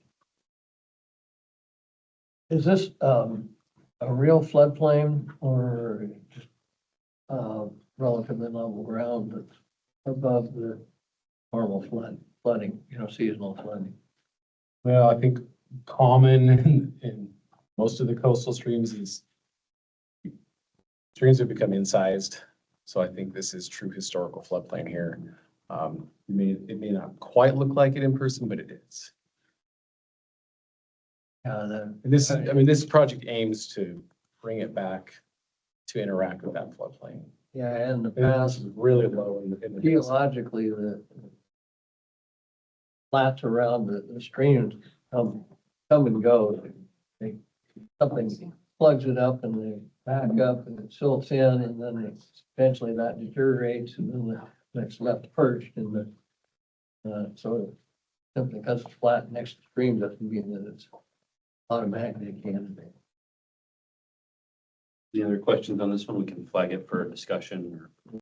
I just wanted to follow up, Courtney. You had a question about monitoring. They also did say they're going to do some pre-monitoring of the wetland to create some baseline data. I thought their monitoring plan was better than some. Okay, so maybe we just some of us put an asterisk and we start talking about projects above and below the line. We can pull it forward into a conversation. Pretty good on that one? Okay, move on here. Next project is the Oat Creek Stream Habitat Restoration Project. The applicant is Oregon Wildlife Foundation. Project type is implementation, asking 108,000 and change from ODFW. And includes a little over $46,000 in match funds. UCP species here include native salmon and trout, coastal giant salamander, and coastal-tailed frog. The project pursues large wood placement along 1.4 miles of Oak Creek, reconfiguring legacy boulder weirs and riparian planting and rehabilitation. Benefits include improved in-stream complexity and winter rearing habitat for juvenile salmonids, reconfigured boulder weirs to provide passage for juveniles and to complement the 17 large wood debris structures. Furthermore, benefits include stream floodplain connectivity, moderated stream velocities, capturing and sorting of spawning gravels, and improved natural riparian complexity and benefits to HCP amphibians. Additionally, I mean, looking at this project, it's shovel ready. Upon funding, it's ready to hit the ground. Everything's been accounted for, it's ready to go. The riparian planning will be completed as in-kind contribution using labor and funding sources already secured. And kind of discussing that connection with community and beyond. Partner, the Sayusla Coho Partnership has completed many projects in highly visible areas of the Sayusla watershed, which is where Oak Creek is. Increasing awareness and support from local landowners and community members. And as it pertains to this project, the Oregon Wildlife Foundation will promote this project on social media platforms and press releases with local media outlets, further enhancing community awareness and engagement. With all that, I mean, this project had virtually zero concerns as well. So the ODFW priority ranking is critical. I was impressed with how cheap this project was, how inexpensive, I shouldn't say cheap. Inexpensive for the things they're proposing. Did you think the budget was pretty accurate? Yes, so again, reaching back to who's involved here. The people involved, the partners involved here have a long history of, this is the blueprint. Our Mid-Coast restoration biologist, this is his bread and butter. He's able to build these types of projects with other partners at low costs with pretty big impact. But he's got, they have a very long track record of doing this, and it's been successful. Yeah, it was, so they had the large wood structures. They talk about 26 large wood structures with 54. And so when I kind of compare it against other projects, large wood structures are how many pieces, do you think? They can vary depending on stream complexity, velocities, but anywhere from 7 to a dozen logs. It's pretty standard, I think. So it's a large number of logs Yeah. rather than just the 26. The other thing that stood out, I mean, to me as a reviewer was, there were boulder weirs, historic boulder weirs here. And the project incorporates, instead of like moving that and taking it off, off-site, they're gonna reconfigure and actually incorporate them into habitat structures. So using what's already there to build further structures that benefit the stream. The matching's largely materials. Good question. It sounded like match funds were a lot of labor and the planting. Those structures are gonna take a lot of material, both the boulders and the wood side. That's why my question. I think a lot of that's already secured, yes. Says it's Again, private, What's that? private land. Is there a agreement for long-term maintenance or kind of what's the future for? Good question. It's here. It's all one landowner. Yes.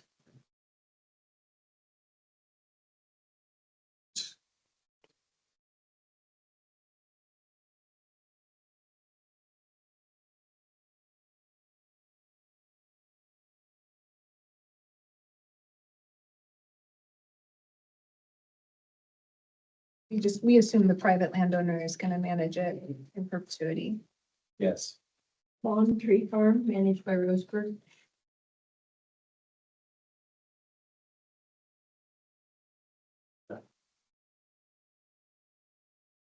So Kelsey slipped me $20 to grill you too, so.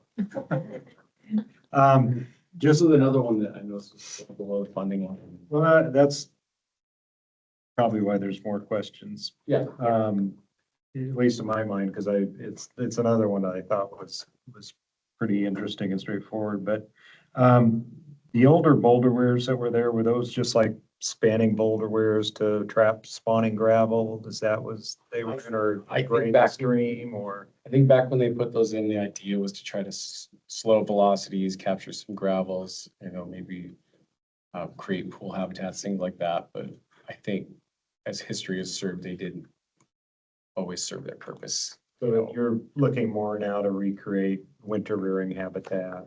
Right.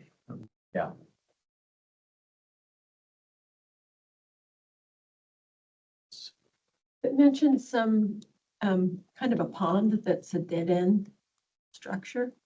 Did you see that? Is that one on this one, or is that the,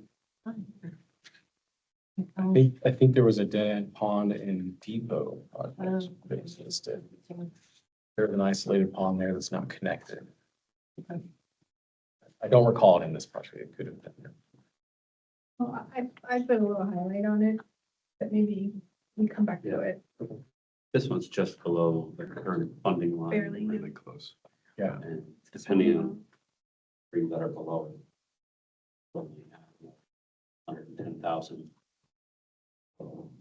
Again, with all the considerations that we went through with Sarah's presentation this morning. We think about. Awesome. I did have, can we go back to the Depot Creek? One of the questions that I had was, it talks about this project as multi-phase and that the total project is 20 acres of habitat and 2.5 linear stream miles. And then it talks about this is the first phase of that project. And all of that work is going to be done in 10 to 15 days. So is the 20 acres of wetland and 2.5 miles a multi-phase total project, or is that just the phase one of this project? It was the clarity that got some. That's a good question. I feel like the 20 acres is part of the complete full phase. And I think phase one includes that stretch that goes upstream there to the left. So I think a lot of that 2.5 miles is phase one. Okay, yeah, it's helpful because that's where I was kind of hung up, is that they were presenting the multi-phase watershed-wide outcomes in one section. When they talk about the project, which felt much smaller and more specific. Right. So the cost efficiency is different if you're looking for the outcomes from the first phase. Right. Or of the total project. That got a little muddy for me. So Right. that's why I ranked it a little lower. Right. Anything on Oak Creek before I move on?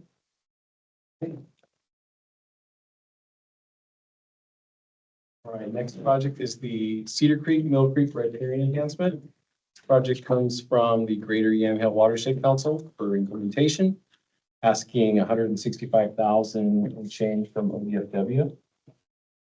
HCP species listed here are native salmon and trout. I think of note are upper Willamette wild winter steelhead. ESA listed. Project is a large wood placement along 1.5 miles of Cedar Creek and Mill Creek. I think Cedar Creek is a tributary to Mill Creek here for context purposes. Riparian plantings and stream bank restoration. Benefits include increased habitat structure, complexity, and cover in essential salmon habitat for ESA upper Willamette winter steelhead and other native salmonids. They provide cool water, cool habitat and refugia for oversummering juvenile salmonids. And includes stream floodplain connectivity, moderated stream velocities, and captures as sorts spawning gravels. Let's see, was there more to add to that as well?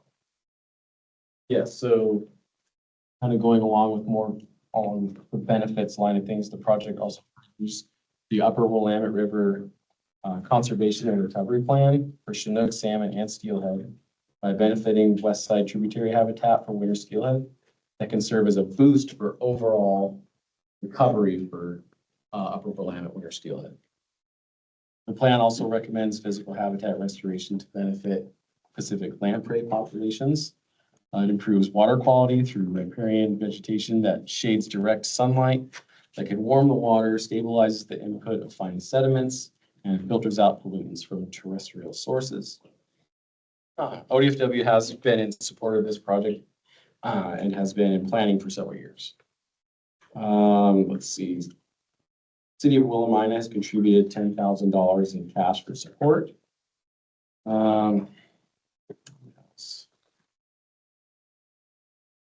So following project completion, the land around the project will be permanently protected by the BLM. The footnotes here, it says the project will restore approximately 1.5 miles of forest land. Is that like very adjacent? Can you, I think that what they're getting at is the riparian aspect there. so that's not upland work? I don't believe so. Supporters included the Grand Ronde Community, state agencies, Bureau of Land Management, and the Confederated Tribes of Grand Ronde. So this project received a priority ranking of high.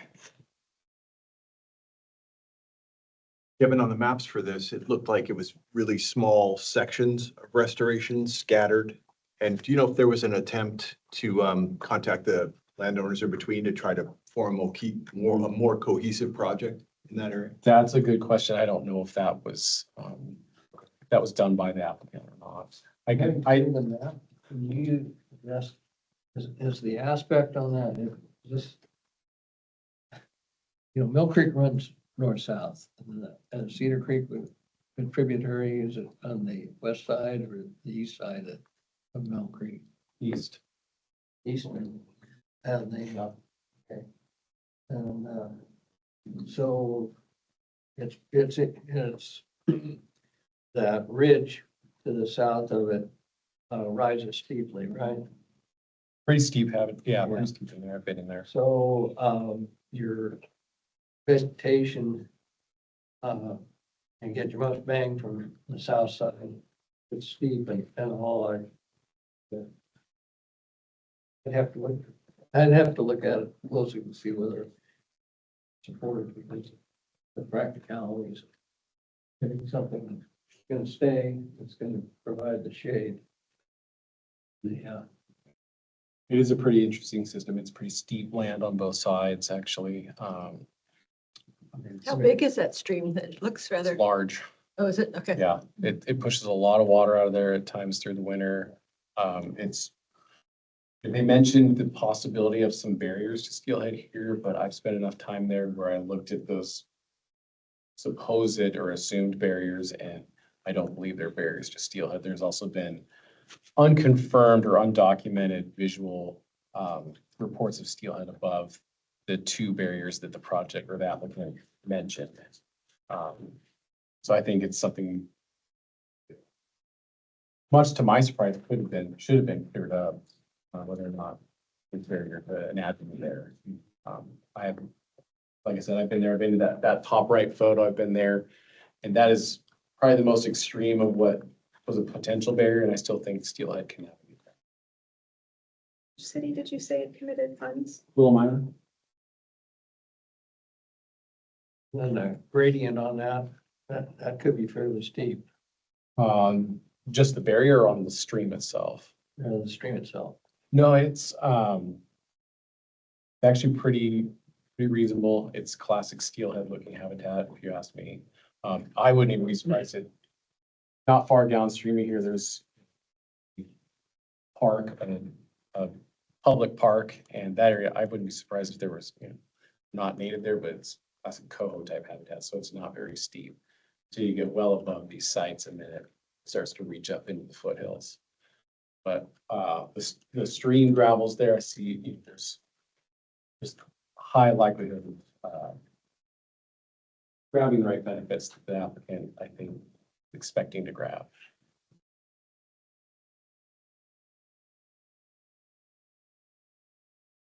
Next project.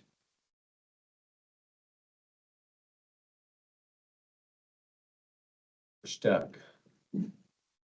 Try to give it a. Here it goes. Okay. This project is acoustic telemetry tracking of green sturgeon along the Oregon coast. Applicant is Oregon State University.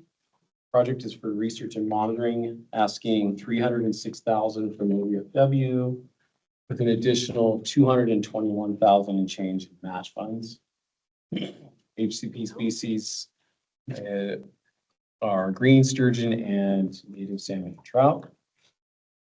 Project is to use acoustic telemetry receiver arrays to quantify the number of individuals, residency, movements, track habitat use, and migration patterns of green sturgeon. Benefits include fills existing data gaps to directly inform critical habitat restorations, adjust fishing bycatch regulations, and refine population models. Additionally, aids in implementing effective and efficient conservation and management practices for the declining population of green sturgeon. Data from this project informs best management practices in Oregon's estuaries, which aim to preserve and restore habitat used by sturgeon and native salmon and trout.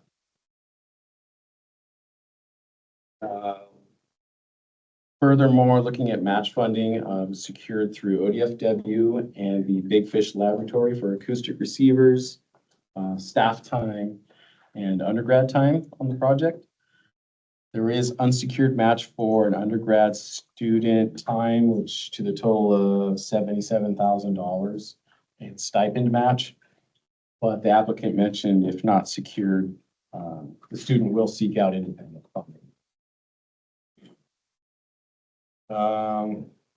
ODFW's Oregon Conservation Strategy, one of the recommended approaches to conserving these habitats is to continue successful education programs focused on the function and services provided by estuaries. By utilizing data from this project to inform best management practices in Oregon's estuaries, it will preserve and restore habitats that salmon, trout, and sturgeon species are utilizing. This project also supports and aligns with the NOAA Green Sturgeon Recovery Plan and the ODFW Conservation Strategy, which lists green sturgeon as a species of greatest conservation need. Partners to this project include ODFW, Washington Department of Fish and Wildlife, Columbia River Intertribal Fisheries Commission, the Yurok Tribe, National Marine Fisheries Service, and Fish Conservation and Physiology Lab, UC Davis. All that, this project received an ODFW priority ranking of high.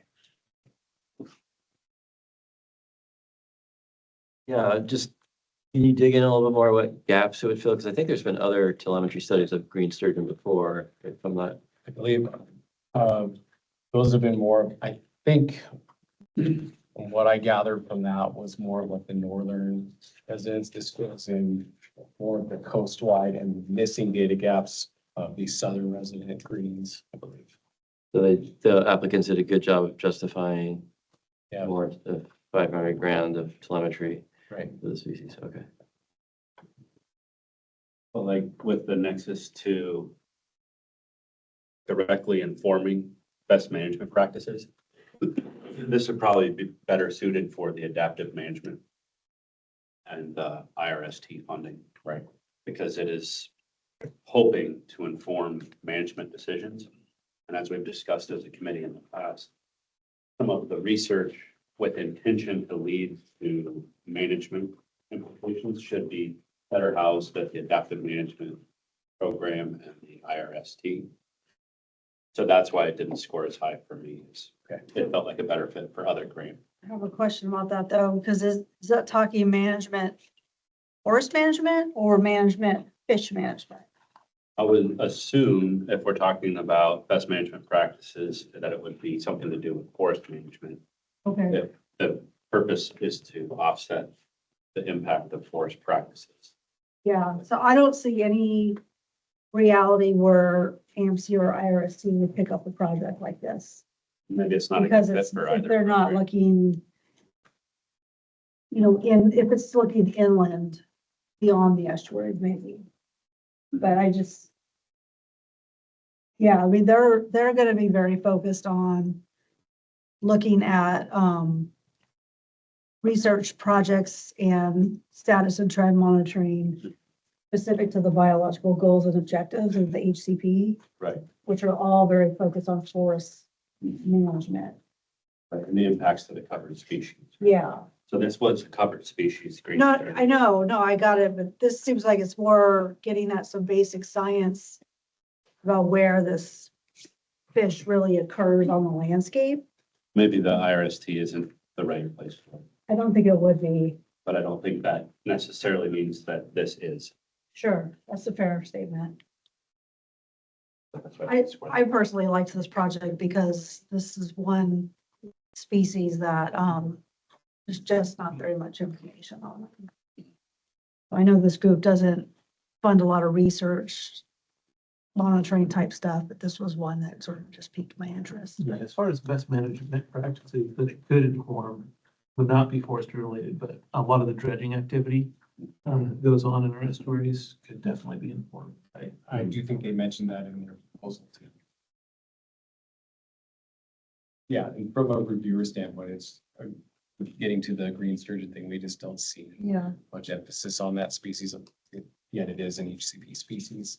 There's value there at some points. Are they, do you know, I don't remember reading the details, but are they looking at telemetry beyond just the estuaries, or is it mostly just looking up and down the coast within the actual estuary bodies? I think that Are they coming in? seasonal and diurnal habits of them, and how long they're spending in estuaries. And I think it does look to close any questions about their effective range and things like that.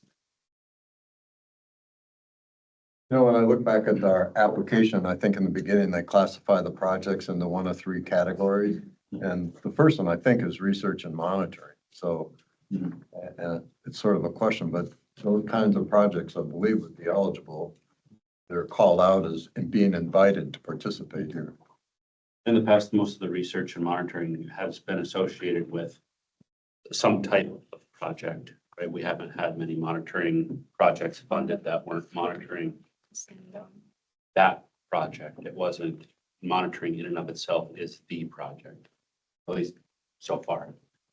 Do you guys have a sense of that, or I'm trying to remember back what? We've definitely had discussions about it. The last one I can recall was related to amphibians, you know, for these species that were included, it was covered species, but for which we really lack a lot of information.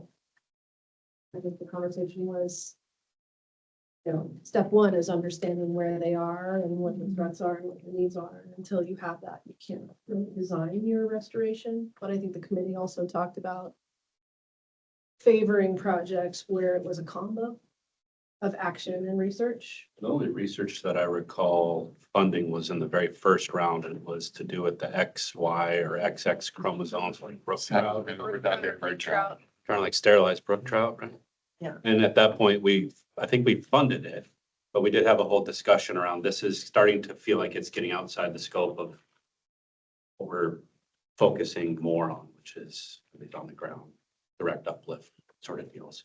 I think we'll have more opportunities for this discussion too, because I think we've had some other applicants in this batch that are proposing some research, so it'll test this conversation again. I know in those scenarios, I tended to rank higher when there was some correlation to a geography in which they could then implement learnings.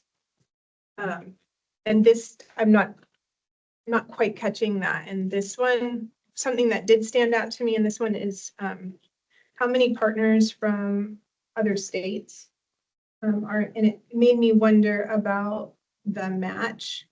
It's a significant match when you compare it to the amount requested, so it seems like it's probably dependent. Are we seeing those other states, or who's the match? Is it secured? Is it? Let's see here.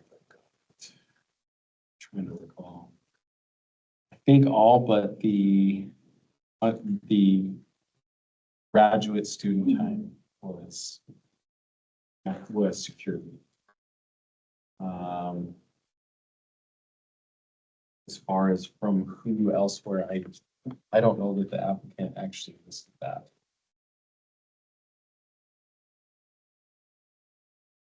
I think I was also thinking and confusing maybe OCRF. We had a project that we funded that was actually looking at, it's a research project, but it was looking at what were the impacts of beaver dam analogs in terms of fish passage. And, you know, OCRF and PFA are funding, you know, BDA kinds of projects. So it was an evaluation of what was that doing to fish passage, which was obviously one of the benefits of both programs, so to speak. So it was tied directly to the projects that we were evaluating. That must have been OCRF. I don't remember. It was. But when the results come out, I think that'd be really great to hear as a committee. Maybe this would be a good subject for the committee meetings. They can use grant decisions, but we're organizing ourselves for next round.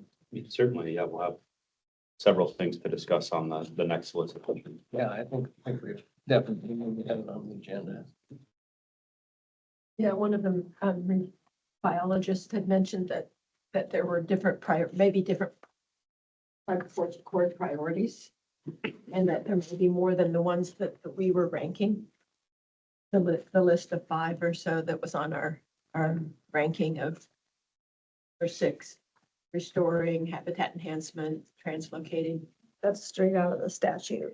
Yes. Right, and so that was a question from one of the biologists who reviewed this. Those priorities are primarily for manipulative projects, so are there different priorities for research projects? It's kind of how we could. Yeah, I think we should just table this for a future committee meeting because there's a lot to discuss there. Yeah. Especially around priorities and different pathways and project types. Andy, when we say, yeah, let's table this or come back, should we be taking our own notes about what comes back, or you're noting some of these? Okay. Thank you. Anything else on green sturgeon? Okay, the next project is the Chinook spawning and habitat restoration potential in Lake Creek in Siuslaw Basin. The applicant is ODFW's Aquatic Inventories Program. Project type is research and monitoring, asking 137,000 and change from ODFW. HCP species include native salmon and trout. The project aims to utilize multiple ODFW survey programs to identify high-density Chinook spawning areas in Lake Creek to generate a spawning habitat model.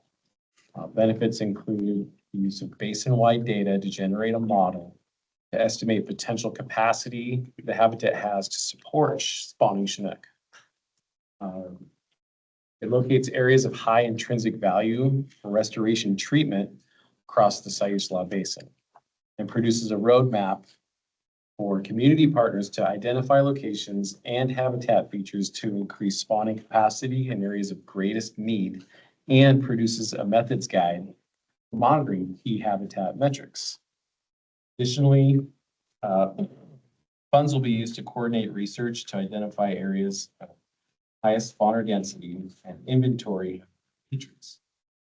To utilize technologies such as side scan, sonar, unoccupied aircraft systems, and LiDAR to sample approximately 30% of available habitat, which is currently unweightable by physical surveyors. The project develops a monitoring and restoration action plan for the Florence STEP program and community partners such as the Siuslaw Watershed Council, Siuslaw High School, and the CT Clusie, Confederated Tribes of, I have that written down. CT Clusie, it's a conglomerate of tribes. The Siuslaw is a key Pacific salmon treaty indicator stock for Chinook salmon. And in 2024, the population fell below escapement goals, which triggered not extreme, but significant management pullback on the species. Past land use practices such as industrial scale logging, splash damming, mills, fishing, and agriculture, along with current activities, which include logging, fishing, and agriculture, have undoubtedly had an impact on the availability of spawning habitat and current escapement levels of Chinook salmon. For the past several years, recreational angling seasons and bag limits have ranged from closed harvest to a 1 per day and 2 per year, or 1 per day and 5 fish for the season. And the Lake Creek Basin itself, or Lake Creek itself, has been closed to salmon angling due to the level of decline in the population of Chinook salmon in the Siuslaw. Mainstem spawning habitats across the Pacific Northwest have been largely understudied. This project fills a gap in understanding why fall Chinook are utilizing particular reaches and what makes those areas higher quality compared to adjacent reaches. Funding will address the field equipment expenses, fuel costs, personnel time, and wages to address, collect, process, analyze, and summarize the spawning ground and habitat data metrics, as well as the final products inventories. Saw very little concerns or negative parts to this application, so priority ranking was high. Seems like a pretty big geographic footprint. And probably a lot of property owners, which maybe are being categorized as community partners. Yes. Has that level of conversation or sort of initial discussion about this project already happened? With community members. Yeah, with those who may find themselves on this map. Yeah, I believe my understanding through the, reading through the application and this ODFW programs, most of the landowners adjacent to where this project is going to be taking place already have agreements with ODFW for access to surveying these regions.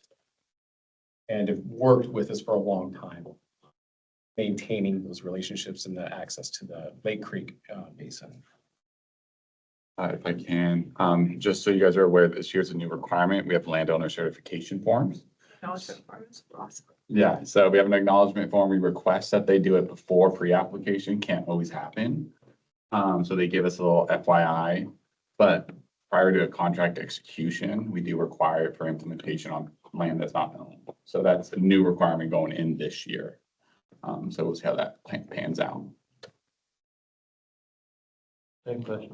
This wasn't one of the ones I reviewed that, into the details, but, so is the ODFW, it's internal or is there an academic modeler that's gonna do the actual modeling study? I believe this is all through the folks at the AQI program. And do you- ODFW. Did they make a pretty good case that they have the skills and have done this before and Yeah. also that the baseline data is robust enough that can create a good enough model? Like, are there enough other pre-existing Chinook spawning sites that they can use to build a good model? Yeah, I think this is another one that, it fills the unknowns, the data gaps that are needed to really generate a basin-wide picture of what's critical and what to target.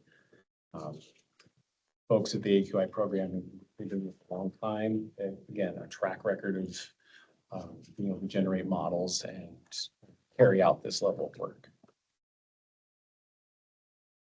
Kevin, this one was pretty interesting to me, and it's probably logistically infeasible, but do you know if there are any discussions on expansion of the look here? In terms of, Beyond the site law? yeah, everybody's interested in Fall Chinook from California all the way up to the Washington border. And so this seemed to me really geographically focused where the interest might be more extensive than that. So I think this is, back of my mind, reviewing this project, I saw kind of the same thing where you can start here, but this is probably something that can,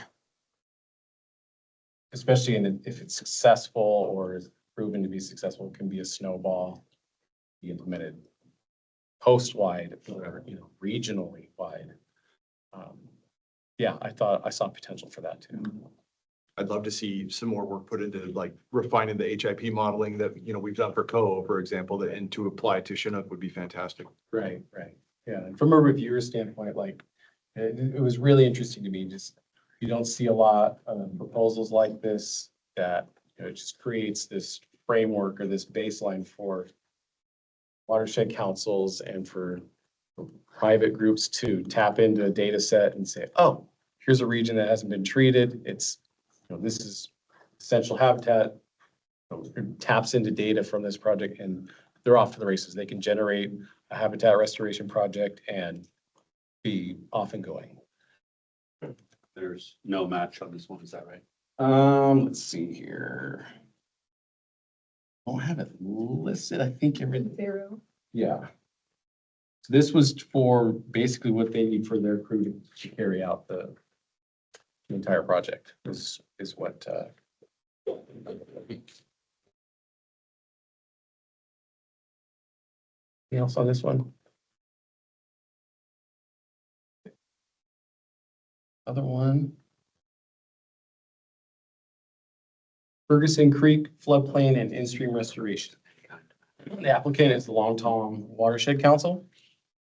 Project type is for implementation, and they've asked a little over 215,000 from ODFW, which includes a match fund of a little over 306,000 as well. HCP species include coastal giant salamander, southern torrent salamander, coastal tail frog, and native salmon trout. Project improves 60 acres of floodplain, wetland pools, floodplain channels along 1.25 miles of stream and installs beaver dam analogs and log jams while restoring riparian forest. Benefits include providing velocity refugia for fish during high flows, fuels the food web by capturing sediment and organics, and improves in-stream habitat complexity, increases floodplain connectivity, increased groundwater filtration and recharge.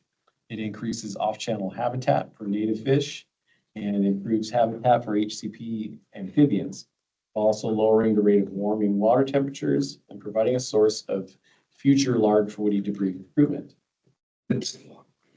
Additionally, looking at match funding, all match provided has been secured and substantiated by letters of support from U.S. Fish and Wildlife Service, a NACA grant of 114,000 and change as a cash match, an OWEB restoration grant of $28,425 cash match, $37,000 in-kind match from a landowner for 150 Doug fir trees.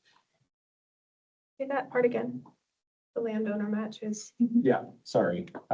It was The landowner has provided $37,500 in in-kind match for trees, 150 trees. Yeah.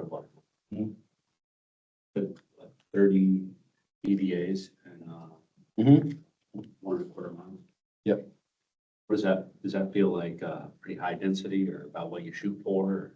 You know, that's a really good question. It sounds like a high density, but Does to me, but I am not a biologist. I It just agree, it feels sounds like it, but again, that may be a question better suited for our beaver conservation bio and. We have general targets for and what you would like to see for stream health as far as number of structures per mile or any metrics like that? Large woody debris or BDA. BDAs. I mean, that's what this is talking about. Right,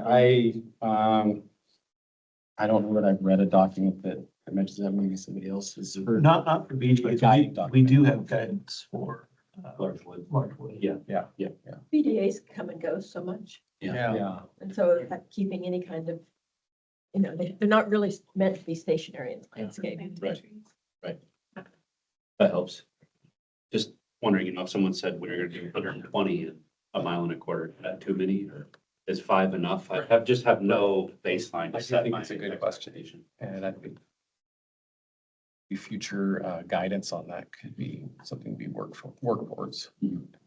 there any discussion about the shelf life of the match or that match relationship to funding now? Is there any time sensitivity? Is there always time sensitivity? Yeah. Is there? I didn't get any of that from this applicant. I didn't get a sense of this is gonna run out on this date or anything like that. Seemed pretty straightforward and ready to roll. Nice that the match exceeds the request Yeah, and again, that stood out to me. and secured letters of support. Yes. Question there. Yeah. So they mentioned something, or maybe it was a biologist mentioned that there may not be access to this property because of downstream barriers. For migratory species to use this restored habitat, additional restoration projects would be necessary, is what I pulled out of it. Know anything about that? Don't recall that part. Okay.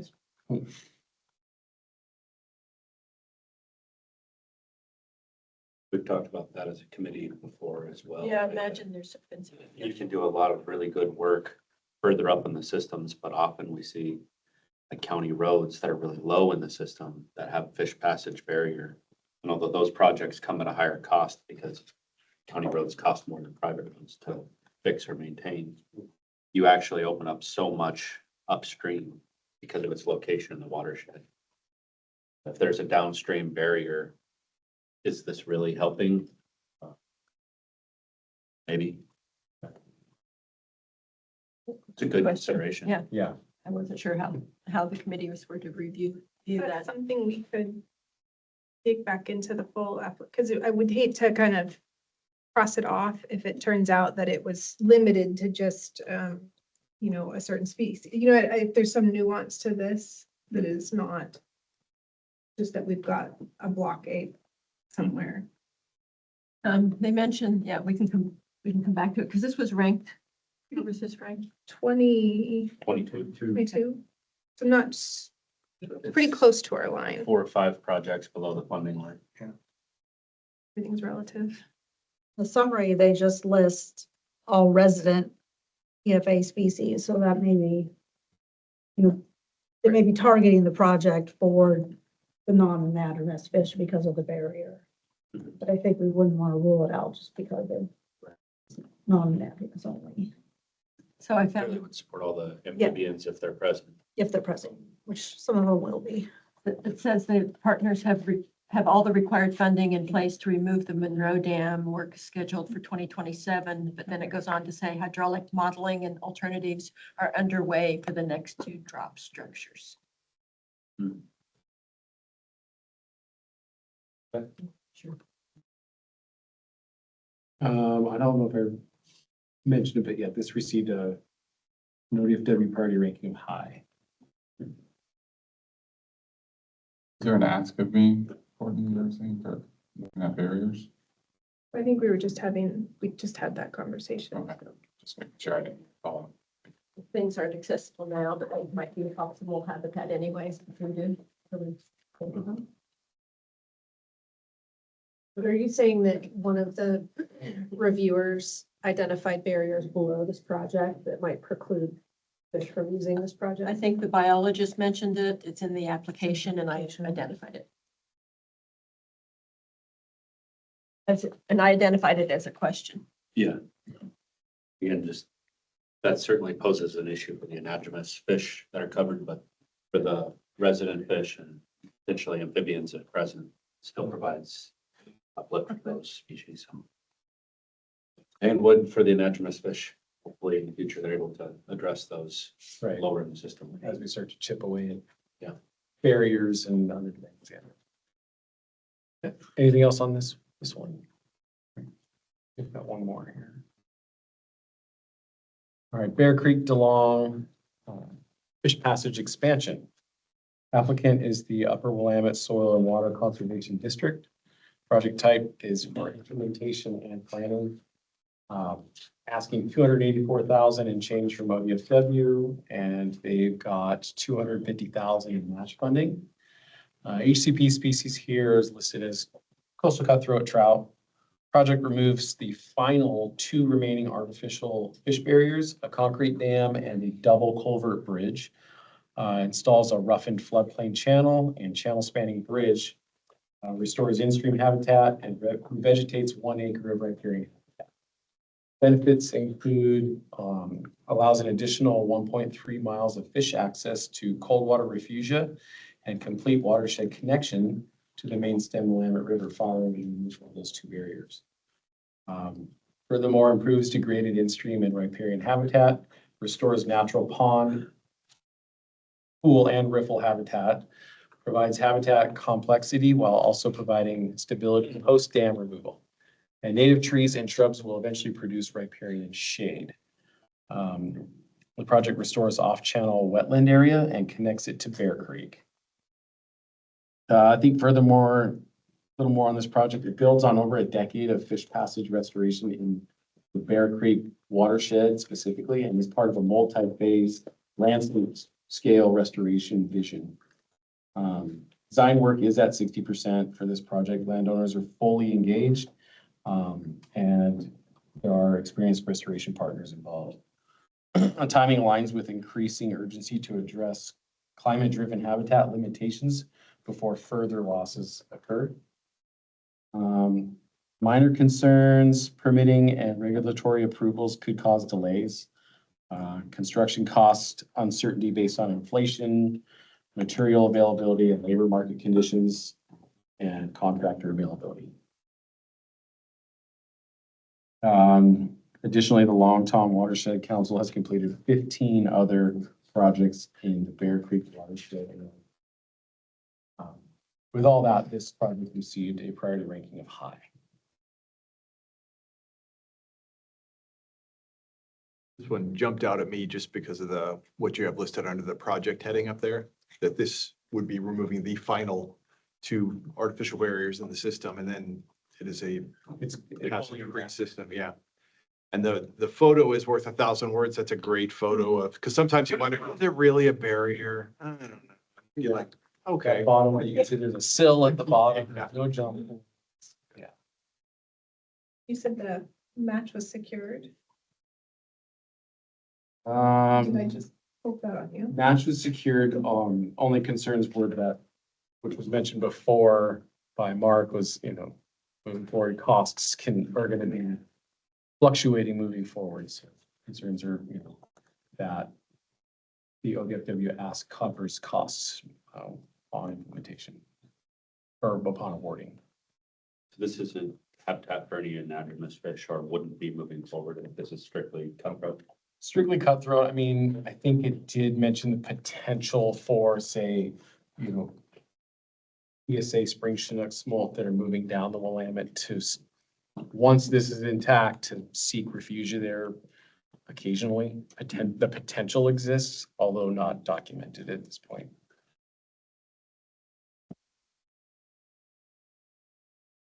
That's all for that one. And my medium and low projects included models and molecules to identify upper limit of fish across Oregon. They asked just shy of $500,000. It was ranked medium. Anderson Drift Creek Culvert Crossing. They asked about $3.5 million. It was ranked medium. This project of the 80 projects that received this year had the highest ask from ODFW. And lastly, the Alsea River Ranch Riparian and Aquatic Connectivity Restoration asked $500,000, and that received a ranking of low. Right. Thank you, Kevin. Thank you. Any other questions for Kevin? You put Kevin and Kelsey through. Just getting worked up. Yeah, just making aware of everyone's time. AJ's is the longest presentation. If you guys are aware, we're still on time. We're about 2:30 right now. Yeah. So just being aware of the time factor. Really teach you up. Well, the cool thing, I guess, is I'm about 15 off the call. I'm AJ Van Domlin. I'm the PFA bio for Region 3. This year, we received 28 proposals for Region 3. That's the most we've ever received.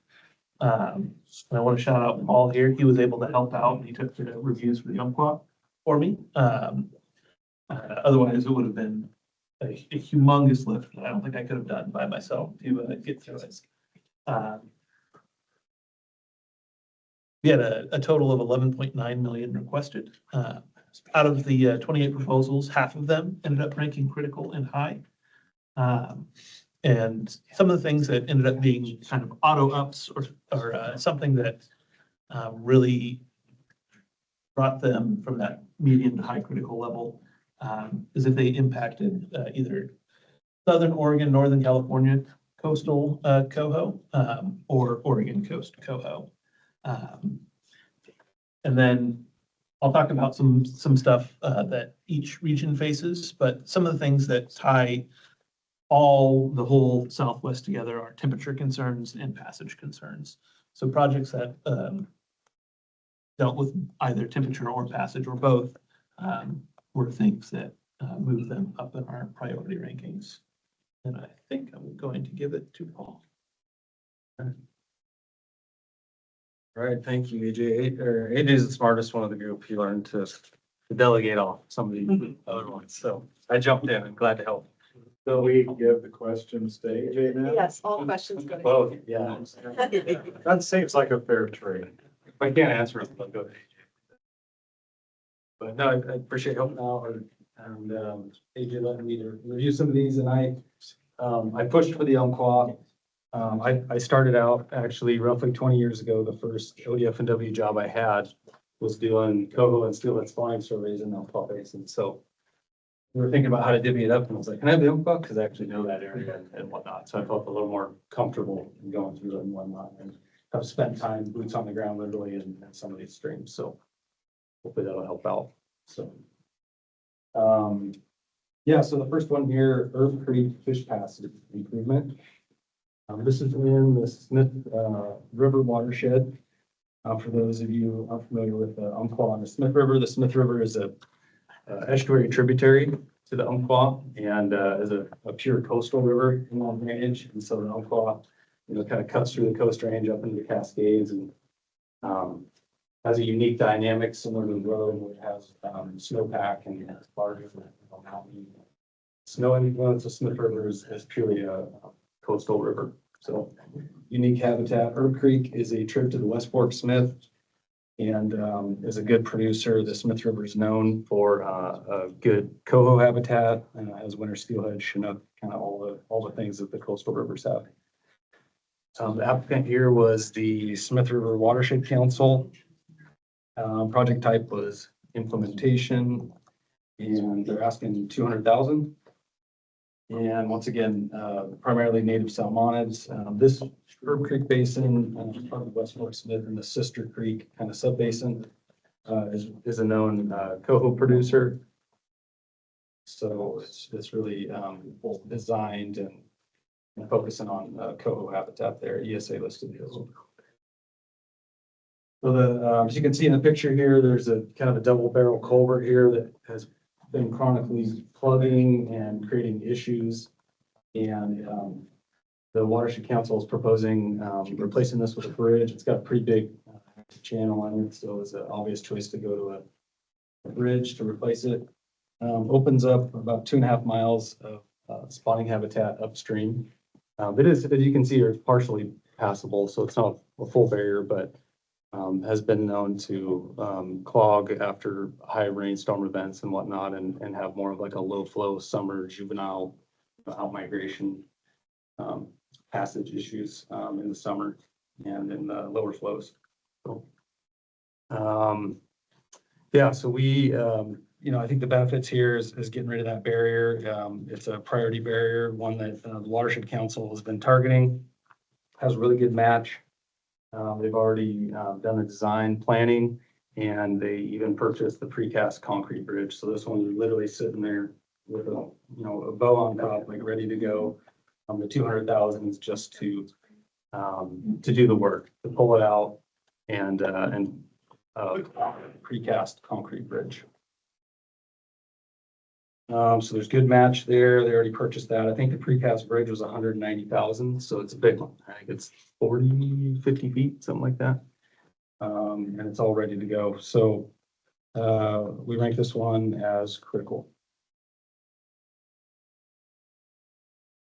So any questions about Herb Creek?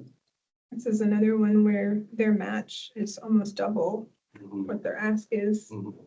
Yeah. And that's secured funding and like you said, bridge is sitting waiting. This is ready to go. It's nice to know that that won't be a huge cost change compared to what that's in the proposal. Yeah. Yep. So they, I think there's 200,000 in all the design planning and then, I can't remember what happened, but something happened where they had some money, had to spend it, bought the bridge, set it aside, hopefully to finish the project down the road. So. Having done exactly that project, this is a big bang for the buck. Project. Yep. It's gonna work well and it's gonna be.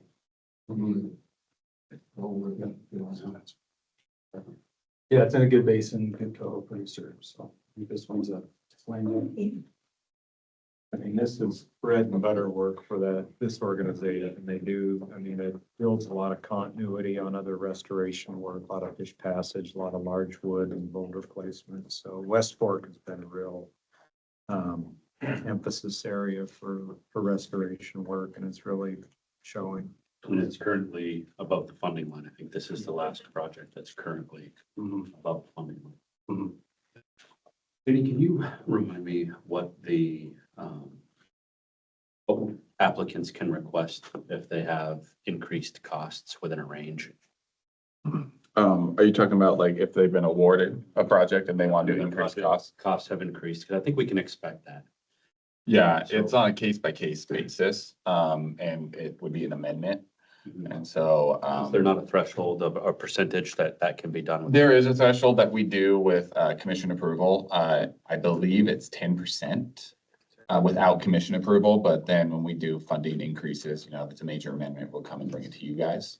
But I believe we have commission do a total award, and we say 10% of authority for that budget to fluctuate as needed from staff recommendation. So if we award $10 million and every project asks for 10%, then we could expect 11 million to go out. Is that right? Yeah, exactly. Trying to keep it all straight, because I think that we are going to see costs go up in many of the things that were mentioned, just diesel cost. Yeah, and as Mark said, a lot of them sharpen their pencils when they do get awarded, you know, and they do a lot with a little. So we do try to explore every option we can. We try to find other matching funds or opportunities for sourcing wood or whatnot. We find a lot of that to help. Because they've already secured the bridge, I'm less concerned about that with this project, but that is probably something we should discuss as a committee, given costs going up considerably this year for external factors. We might want to consider a little bit larger allowance if a project isn't going to be able to happen because they're at 12%. Yeah, and the 10% threshold is to our total commission. So per project, it can vary. But we have our total award, we get commission approval is at 10%. So we have 11 million, if that makes sense. Yep. Question is, this project here, someplace where it's easy to access, or is it the reason I ask is that when you get a project like this, you like it to be someplace where it can be shown off, because getting the public out and seeing and getting other potential applicants to see a good project is an important educational factor. Absolutely. We've discussed that as well. And also one of the reasons why we like to do projects like in northern lower Willamette, which is north, especially in like the metro area. One of the projects that is on the funding list, you know, in kind of more urban areas, it's helpful because you get more attention to the program. Kind of free advertising, if you will. Yeah, good PR. Well, it might not be free advertising, it's multi-million. Yeah, it's good PR, but the thing is that I mean, we do tours on our property and that bridge is all a big factor when people, you know, it's impressive people. I'll add, we have a new requirement also this year that requires public signage for projects, for implementation projects. So there's new requirements that goes in to make sure the community is aware of a project, of course, but also to advocate that this program's helping contribute towards that funding. It's great. Is that one of the criterias for people who get awarded that? For implementation projects, yeah, you have to post a signage. But anything beyond posting a sign, any other education, is that part of our rankings anywhere? We do not have it as part of the ranking, but there is a question. So the grantee is allowed to answer that question in their application when it comes to public access and education. Yeah. Yeah, on that, and I don't flip back or anything, but on the project associated with the Monroe Dam, that might be one that I ping us to talk about a little bit more, just as we talk about that footprint. Ferguson Creek, thank you. Just as we talk about that footprint, I mean, that system is running right through downtown Monroe, so that might be a good kind of moment to chat through that visibility and kind of community interface with the space. Yeah, we can engage any authorities to ask them to increase community engagement or awareness. Work with them on that. Yeah, this one, Herb Creek's right on a main BLM road. I believe it's Forest or Roseburg Forest Products is surrounding it, but it's a BLM road there. So have some decent visibility and it's upper Smith River watershed. It's not really well traveled, but it is a main road. So good place for signage. Yeah. Any other questions for Paul? The next one. So Lally Creek, another fish passage improvement. This one is in the South Umpqua. So within the South Umpqua, I met with the fish biologist and their restoration team there. And the South Umpqua is a basin that is a priority for the watershed down there. The South Umpqua is struggling with fish runs, water quality, some fish passage like we see here. And so I just wanted to note that North and South Umpqua are two really distinct, unique drainages of a lot of different water quality issues. North Umpqua in general is known to run colder, has more stronghold for winter steelhead spring chinook. The South Umpqua has all those species, but has seen massive declines across the board. Coho, especially the South Umpqua is the dominant fall chinook run in that system. So the South Umpqua is a system that the district wanted to be clear on that, and one that they really want to invest in and put money into because of that great habitat. So this one, Lally Creek, is within the South Umpqua. It's in the Myrtle Creek Basin. If anybody's driven I-5 as you head south of Roseburg, there, Myrtle Creek's a little community tucked across the highway there. And Myrtle Creek itself, pretty good stream, pretty good steelhead stream. And this one is a trib of South Myrtle. So just put it on the map there. The applicant here is the Partnership for the Umpqua Rivers, a group that's been doing a lot of good work in the Utah for a long time. A lot of experience doing this type of work. It's an implementation project type. Cost is $874,000. The HCP species are native salmonid, steelhead, and coho. This is a good steelhead and coho basin, so really targeting those. There are some documented coastal giant salamanders, tailed frogs, and for ESA listed, we have those coastal coho there. So yeah, project summary, just replacing this failing culvert, as you can see here, is perched. Fully non-passable to open up 1.7 miles of habitat above. Habitat quality was not well documented above, but you can see in the one picture here they put in, it seems like it's pretty good spawning habitat and gradient, a good amount of gravel and rock in it. So it looks like it has some good restoration potential. And I think the only knock on it is, that 874,000 is high cost. And I think Chad had mentioned it earlier when we're working under county roads, things get expensive. So that's what's going on here. This is going to require flagging, opening one side, working on the other. Is a major road. I can't remember if there's residences above this, but this is a road they're going to have to keep open through construction and whatnot. So with that, concrete cutting, and it's a very large fill too. So the costs get really expensive for this project, but it does have, it does open up 1.7 miles is a full barrier. So anytime you can eliminate that. Also mentioned this is on the ODFW priority barrier list too. So this has been identified as a barrier in the district and in Umpqua as priority to remove. Paul, do you know where it sits on that list? Just number wise?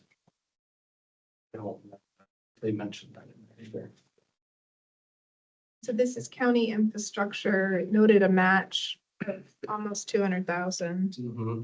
Is that the county? Do they have capital dollars set aside from their? Yeah, I think it was plans or? It was planning, right? So I think the planning and design started and complete. And I think that's the majority. That's what they're using is the, okay. So no county dollars matched on the construction side. I did, not that I'm aware of. No, I don't think they listed that there. The planning is already done. And they're saying that's the match, or the planning will be done and we're just funding The implementation. planning is complete. Okay. Yep. So that's how they were able to generate the 874,000 for construction implementation rate. Yeah. Since this is a public road, they're gonna have to have an environmental impact statement on the project. I think that's all completed in planning design. I think that's all been done, plan. What's the quality of habitat, the 1.7 miles that would open up? Yeah, that was the one thing, I asked the district about, and I noted as there's one of the concerns, it's not well documented what type of habitat is up there. I did a rough search and it looked like it's a low gradient valley above there, so I think that usually bodes well to get fish habitat, but. Is there any monitoring as part of the fish? I don't believe so. So we don't know how it would do. Just kind of open it up and allow access up there. Scott, it's in group 9, so the way the fish passage priority barrier list is there's like the top 10, and then it has groupings of barriers, and so it's in group 9 of 15 groups of barriers. Not at the top. Yeah. Paul, I may have missed it. Did you say what type of AOP structure would be put there? Was it a bridge? Was it multi-plate? What? It's a culvert. Okay. Yeah, the replacement culvert. Yeah, so a large culvert and another big fill going on top of it. Okay. Yeah. Mhm. The original culvert was put in. They changed the stream channel a lot. They made it diagonal and it should have. Anyways, it's one of those things. It's, the new design is gonna actually be shortened, so it's gonna be not as, they're gonna be able to reopen part of the old channel and get rid of some really poor bedrock underneath it. The only thing I know about the habitat is it's cool water and it is fairly low gradient. My guess is it's pretty typical with, streams in the South Umpqua. You know, there's not any wood, but there's the potential if there is wood. South Umpqua starting their Coho business plan. There's strategic action plan for Coho. That's, I think, actually a year into process. And I think this area falls into this, and Cow Creek falls into a higher emphasis area for that plan. Problem right now with most counties are broke, so they can help with design and they can help with support and that, but being able to throw real hard dollars towards implementation is tough. You'll see that in Douglas County, Curry County, Coos County, Jack, all of them. Yeah. The will is there, but the funding is. Yeah, I think that's a good point too. It's opening up a cold water habitat, which is something I remember the district mentioning that is a challenge in the South Umpqua. So any more stream miles to open up to that cold water refuges can help. Part of keeping them out of the main stem with the bass in the summer, keeping up cool. So. So as we think about culverts, is there a higher ranking for ones that are total barriers versus the last one we looked at that's still passable but periodically clogged? In terms of our Yeah. ranking, in Yeah. terms of how you guys rank it, there's a difference? Yeah, that goes into the ranking criteria. So if it's a partial, full barrier, miles of habitat above. It's also been prioritized by ODF&W and by a team to rank them and put them on a list. So all those Do you factors. remember what the last one that already had the bridge, what ranking, where it fit in terms of the priority of being replaced compared to this one? I don't know exactly on those, but I know that one's similar. It's not real high because it is a partial. Yeah, it seemed like, well, Yeah, it was passable. it'd be nice, but For the most part, yeah. I'm just curious, this might be a question for others, is that perched culvert problem, is that something that is like, has culvert technology improved to the point where that's not an issue anymore when they put a new one in? Or is that always something that can happen in the future? Yeah, if not done correctly, and that's a good question. So the way, the way most culverts are put in now is where you embed them or you stream simulate. So you set them down with about 30% embedment. So the idea, if you design it and you have an engineer and a team that knows how to do them, that's the idea, is that you don't perch them on the downstream end and whatnot. Not to say that it doesn't happen. If you get nervous, a lot of times what happens is there's a large bed load on the upstream side of the undersized culvert. And so when you go to shoot all your specs and see where to set the culvert, a lot of times you're burying it with, 8 feet of substrate that's built up on the upstream side. So people get really nervous about doing that and putting a new culvert in, and there's substrate all the way up to the top of it, and until the first few, winter events down cut that and reshape the channel. So you do see that occasion where people get nervous and they don't want to set them that low, and then you do have a culvert that, you know, will not hold substrate and then will perch a little bit on the bottom end, so. So it can happen, but the practice is getting better, and we're going more to open arch stuff and bridges now too, with the new rules. The new forest rules are, everything's larger. So you're seeing a movement to more bridges, and you know, a lot of forest companies are moving to open arch stuff for that reason. Thanks. The issue too is a lot of like historical culverts were undersized, so as like that velocity really goes through, it starts scouring out and builds up that perch, and so now too, like sizing culverts has gotten better, and there's like stricter requirements on that, so it can pass that amount of water. Forest practice rules not require larger culverts. They need to have that thick substrate. They can't just shotgun and be a bare pipe in the bottom. Yeah, that change from 1.2 plus 2 is a big change in culvert size, and statewide now too. So then there'll be, you know, for tomorrow's discussion, a project like this, if we choose to fund it, would put us $100,000 over the 10 million in funding. But then we have to look at the benefits from this project compared to, you could grab 4 more of these other projects, including Oak Creek, which we heard about, Ferguson Creek, which we heard about, and a couple of others. And so does the net benefit of all of those together outweigh this project or not? You know, up until now, we've been looking at every project individually. And so for tomorrow's discussion, we'll have to consider, well, if this is an $800,000 project, what $800,000 worth of the next project's down by us for that same uplift? So, Yeah, I think things for us to consider. one thing to consider for these South Umpqua projects, I think the South was one of 3 basins, not totally sure on that. But one of just a very small handful of basins that were selected as being deficient for the Oregon Coast Coho recovery. And so that's kind of push behind prioritizing South Umpqua. Is we're really close to getting them delisted, and this is one of the basins that is holding us back. Right, and then it's also important that we do fund some county road projects, because as was mentioned, like there's a will, but the funding's just not there. County projects just cost more. They usually are lower than the system, so this goes right into the South Umpqua, right? Myrtle Creek. Myrtle Creek. Which dumps Yeah. into your Myrtle. Okay, but the point being that those tend to be lower in the system. They're not, high up in the system, forest roads. Yeah, this is a paved county road, you know, people are driving. So we want to encourage more applications like that. We don't want that high price tag to be, you know, a reason for them to not apply. Yeah, go back to Mark's question too about you know, how we rank these, and how these rise to the top. You know, I think they're all unique and all these watersheds are unique, but that's a lot of times how they rise. You know, it's like, hey, this is South Umpqua. This is a basin that has been identified amongst, you know, teams and a lot of natural resource folks. Like, hey, we need to do work here. So this is one where high cost, but it rises up because it's a basin that has been chosen to do some work. All good on that one? Yep. So next, the lower Dean Creek tide gate design. So this one is on Dean Creek. A lot of you might be familiar with Dean Creek for the elk viewing in the lower Umpqua. If you've driven lower 138 and stop and look at the elk.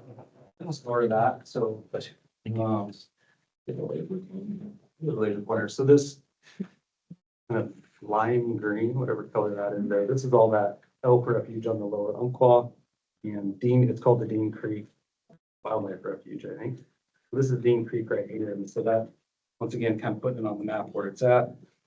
Lower Umpqua, the applicant is the Partnership for the Umpqua Rivers. This is a planting only project, and the cost is $293,000.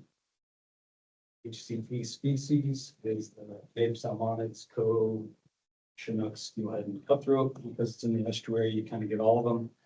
A lot of our native salmonids spend a lot of time, some more than others in the estuary habitats, because of barren and getting larger, heading out to sea, especially our Chinook. ESA listed species, are the coho, coastal coho.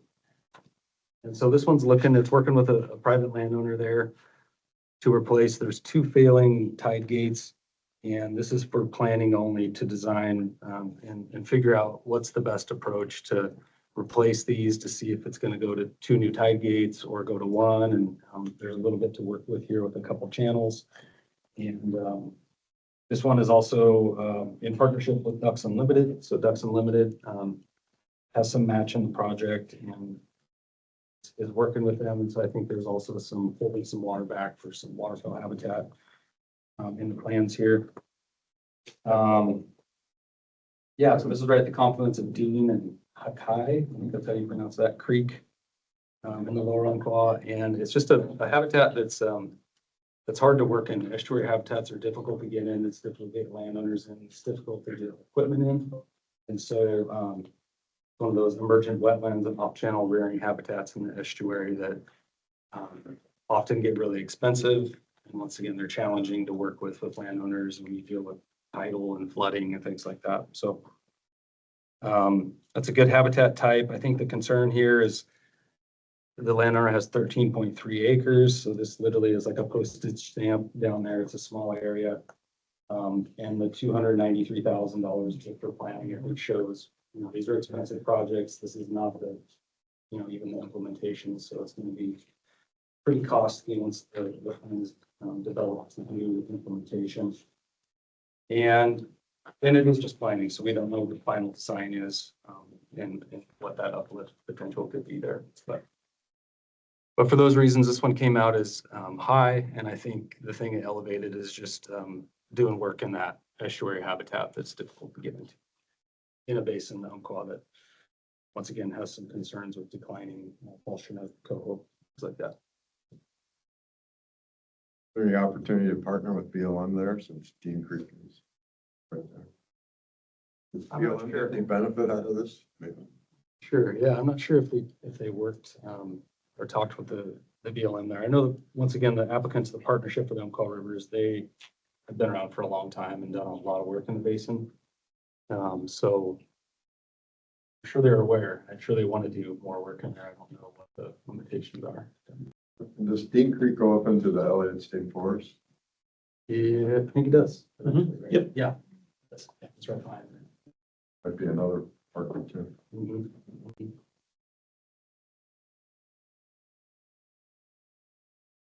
Tide gates blocking fish passage in the main stem of the creek, or is it one of those smaller tide gates that's blocking access to these small tributaries? It's hard to tell on the map there. Yeah, so Dean Creek is kind of your main trip Yeah. come through here. And I guess Dean and Hakai go right there, but there are a couple of these little blue lines here. Yeah, That's what the tide gates are kind of draining okay. into the landowners' fields there. And the tide gates are on those. Okay. So, yeah. So they're tributaries. So blocking pretty much the marsh wetland habitat. Did notice that it was a 4% match, which is pretty tiny. Mhm. Yeah, I think there's a little bit of, planning and the work from the landowner for match, so, yeah. Typically, technical assistance and monitoring grants are the hardest ones to find match for. People always want to invest in stuff on the ground. It's just harder to get the planning money. They're usually the match. Tide gates are definitely projects you want to have designed. So you think this is a pretty reasonable budget for a 30% design? I'm not sure I could sort of the Paul on that. Or, I mean, there's so much that goes into it as far as the drainage area and the size of the tide gate and the objectives of the landowner, as well as what the water management plan will be. I mean, there's been enough of these that I've got some confidence when groups like either PER or Coos or Coquille bring these kind of projects, that they're based on experience. It's not just, random numbers. There's been enough, enough work in the design and stuff. So, is the cost real? It probably is. I wouldn't, So that would mean it would be another 70,000 to get it, 700,000 to get it to 100% planning? Because it was only at 30% design. Yeah, in general, I think this is gonna get the bulk of it done. They always write it as 30%. Probably usually then the implementation package often has like final design built into it where they're gonna finalize the last part of the design and then move forward with implementation. So I don't know if that's usually what I've seen.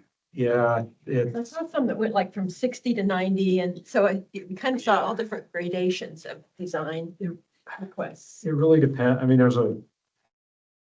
and I'm just gonna make some guesses, but, initially they're looking at alternatives. So they might be looking at 4 different alternatives for the project. And so they're investigating those, fleshing those out. And then they're, picking the one and then starting to put the, I don't want to keep saying flesh, but, they're building on the concept. Generally when they get between 30 and 60, they can start actually costing out the implementation. And that last part is probably more with fine tuning and working on the permitting and getting that project to the point where it can be implemented. But, at the end of 30%, they should have a good idea of what approach they want to do and a basic cost. And that jump from 30 to 60 and 60 to 90 is probably not as much. I'm gonna defer to these guys, so. Yeah. Sir. Yeah, I think that's I'm in the right. cheap seats in the permitting. In a lot of these floodplain type projects, the permitting hurdle is also significant. If there's any infrastructure, I think a lot of them have to get a FEMA zero rise. Yeah, that's the. That's a other part huge- there with the county and that cost. Yeah, that's a. Yeah, you're hiring engineers and doing a lot of modeling. Is it fair to say that planning and permitting costs are not linear, that it's not 10% of your costs for the first 10% of the plan all the way through? No. The first 30% may be more or less expensive than the last 30%. Yeah, that's what I've seen.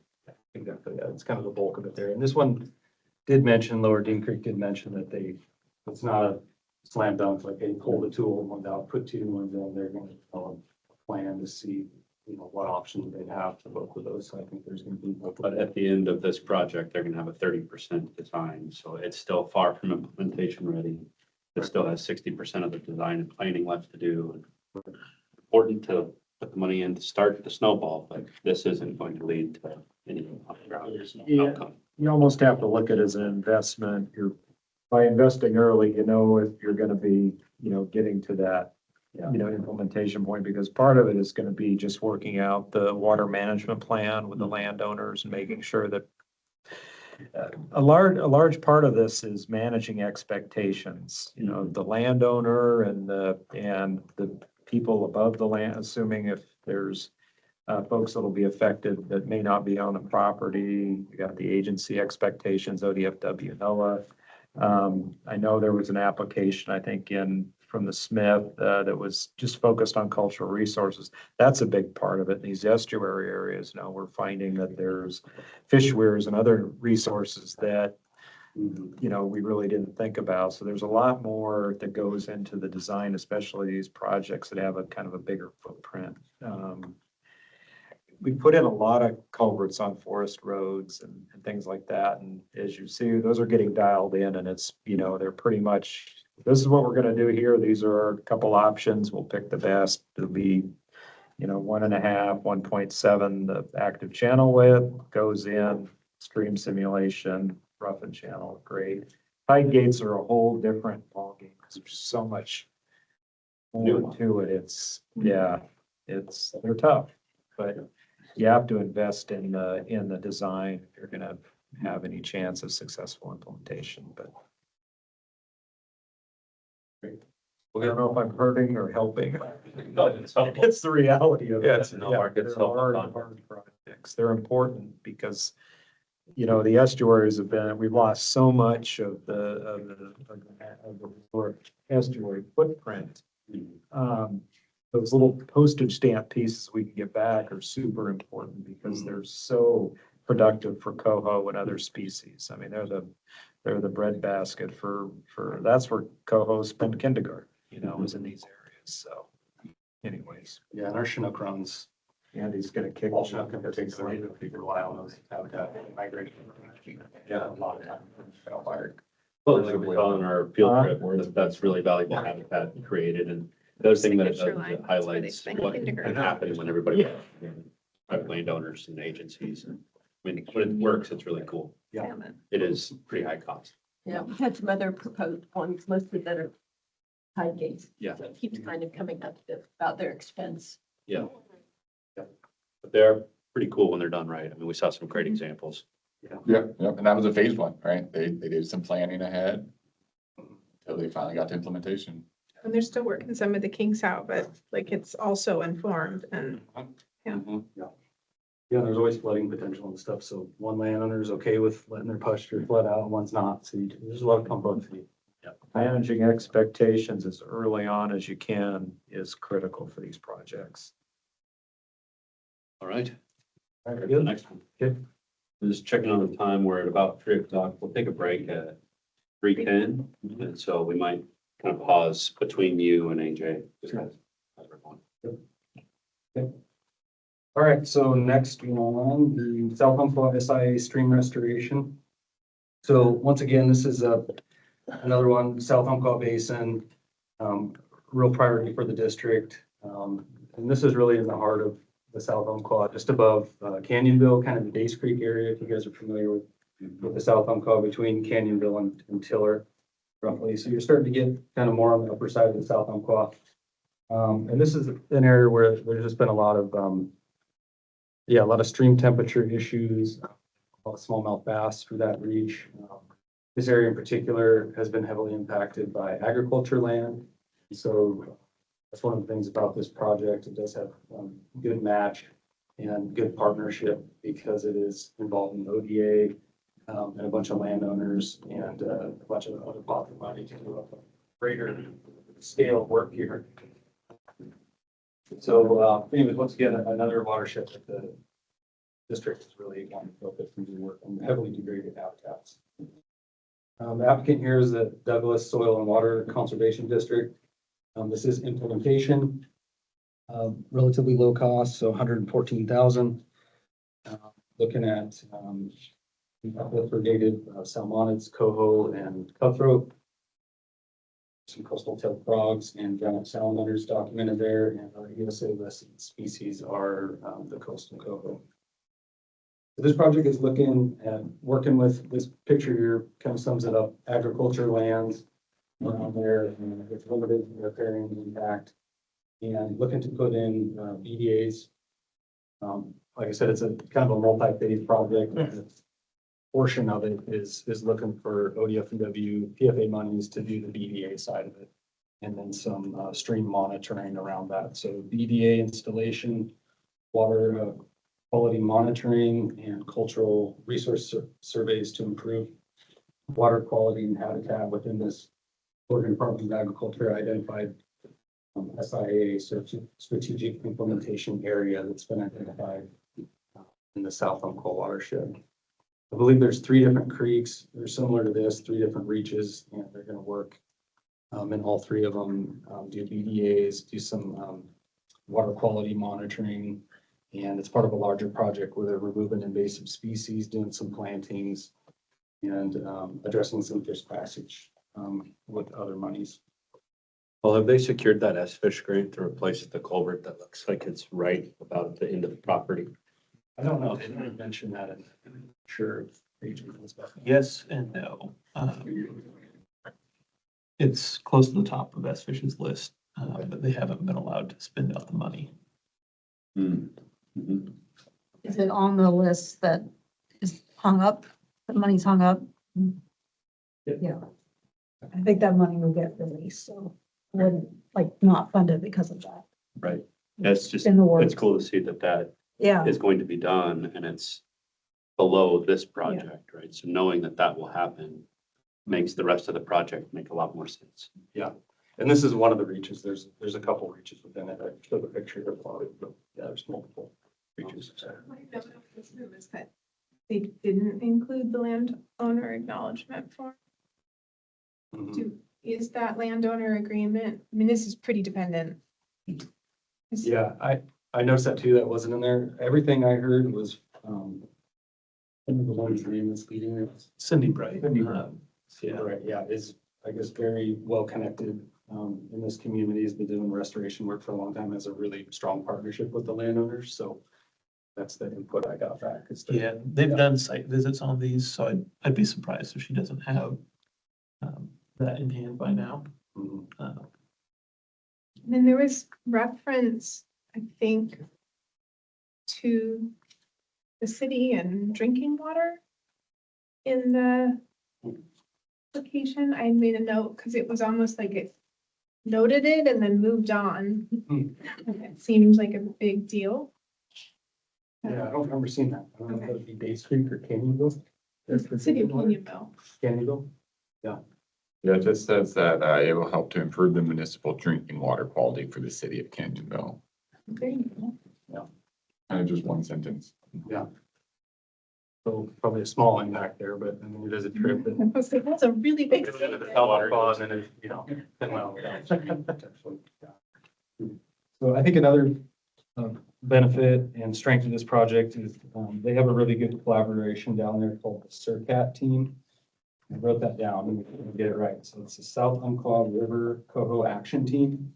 And it's another one of these great groups where they brought together some multiple agencies and things to all put their heads together and say, hey, where can we work in the South Umpqua? What's the habitat we really need to get into? And so this has been identified by the CERCAT team as a area of need in the basin that's degraded and the habitat that needs worked in. So did I describe that well?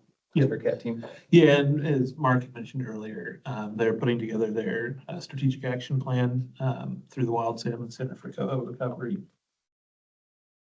Really strong group. I think they're pursuing it as we speak right now, so really good working relationship with everybody on that team. And I think, you know, concerns I noted here was they're just heavily impacted by agriculture uses. So something to think about. I know ODA is involved here and whatnot, so just mention that. And then these are just challenging habitats to improve in areas known to get extremely warm down there. So you're fighting an uphill battle here. I think that's why the work needs to be done, but elevated stream temperatures and doing this type of work, like removing invasives and doing plantings and things like that can hold up for a few years, but long-term maintenance of those projects is always an issue. You know, you remove them, you don't stay on them, you go back and whatnot. So I think those are always concerns with these types of projects. But the match is fantastic. Sounds like the partnership is great and, you know, it's relatively low cost for doing that EDA and water quality monitoring there. You guys walk those stream channels just to get familiar with the habitat? I have. Myself, no, but our stream bio has, our stream restoration bio did. Those are pretty incised. I believe so. They kind of vary. I know Stinger Gulch here at the bottom, he mentioned it being quite incised, although up above that property, it's actually pretty nice timbered land that it's in much better condition than the area that they're working on right there.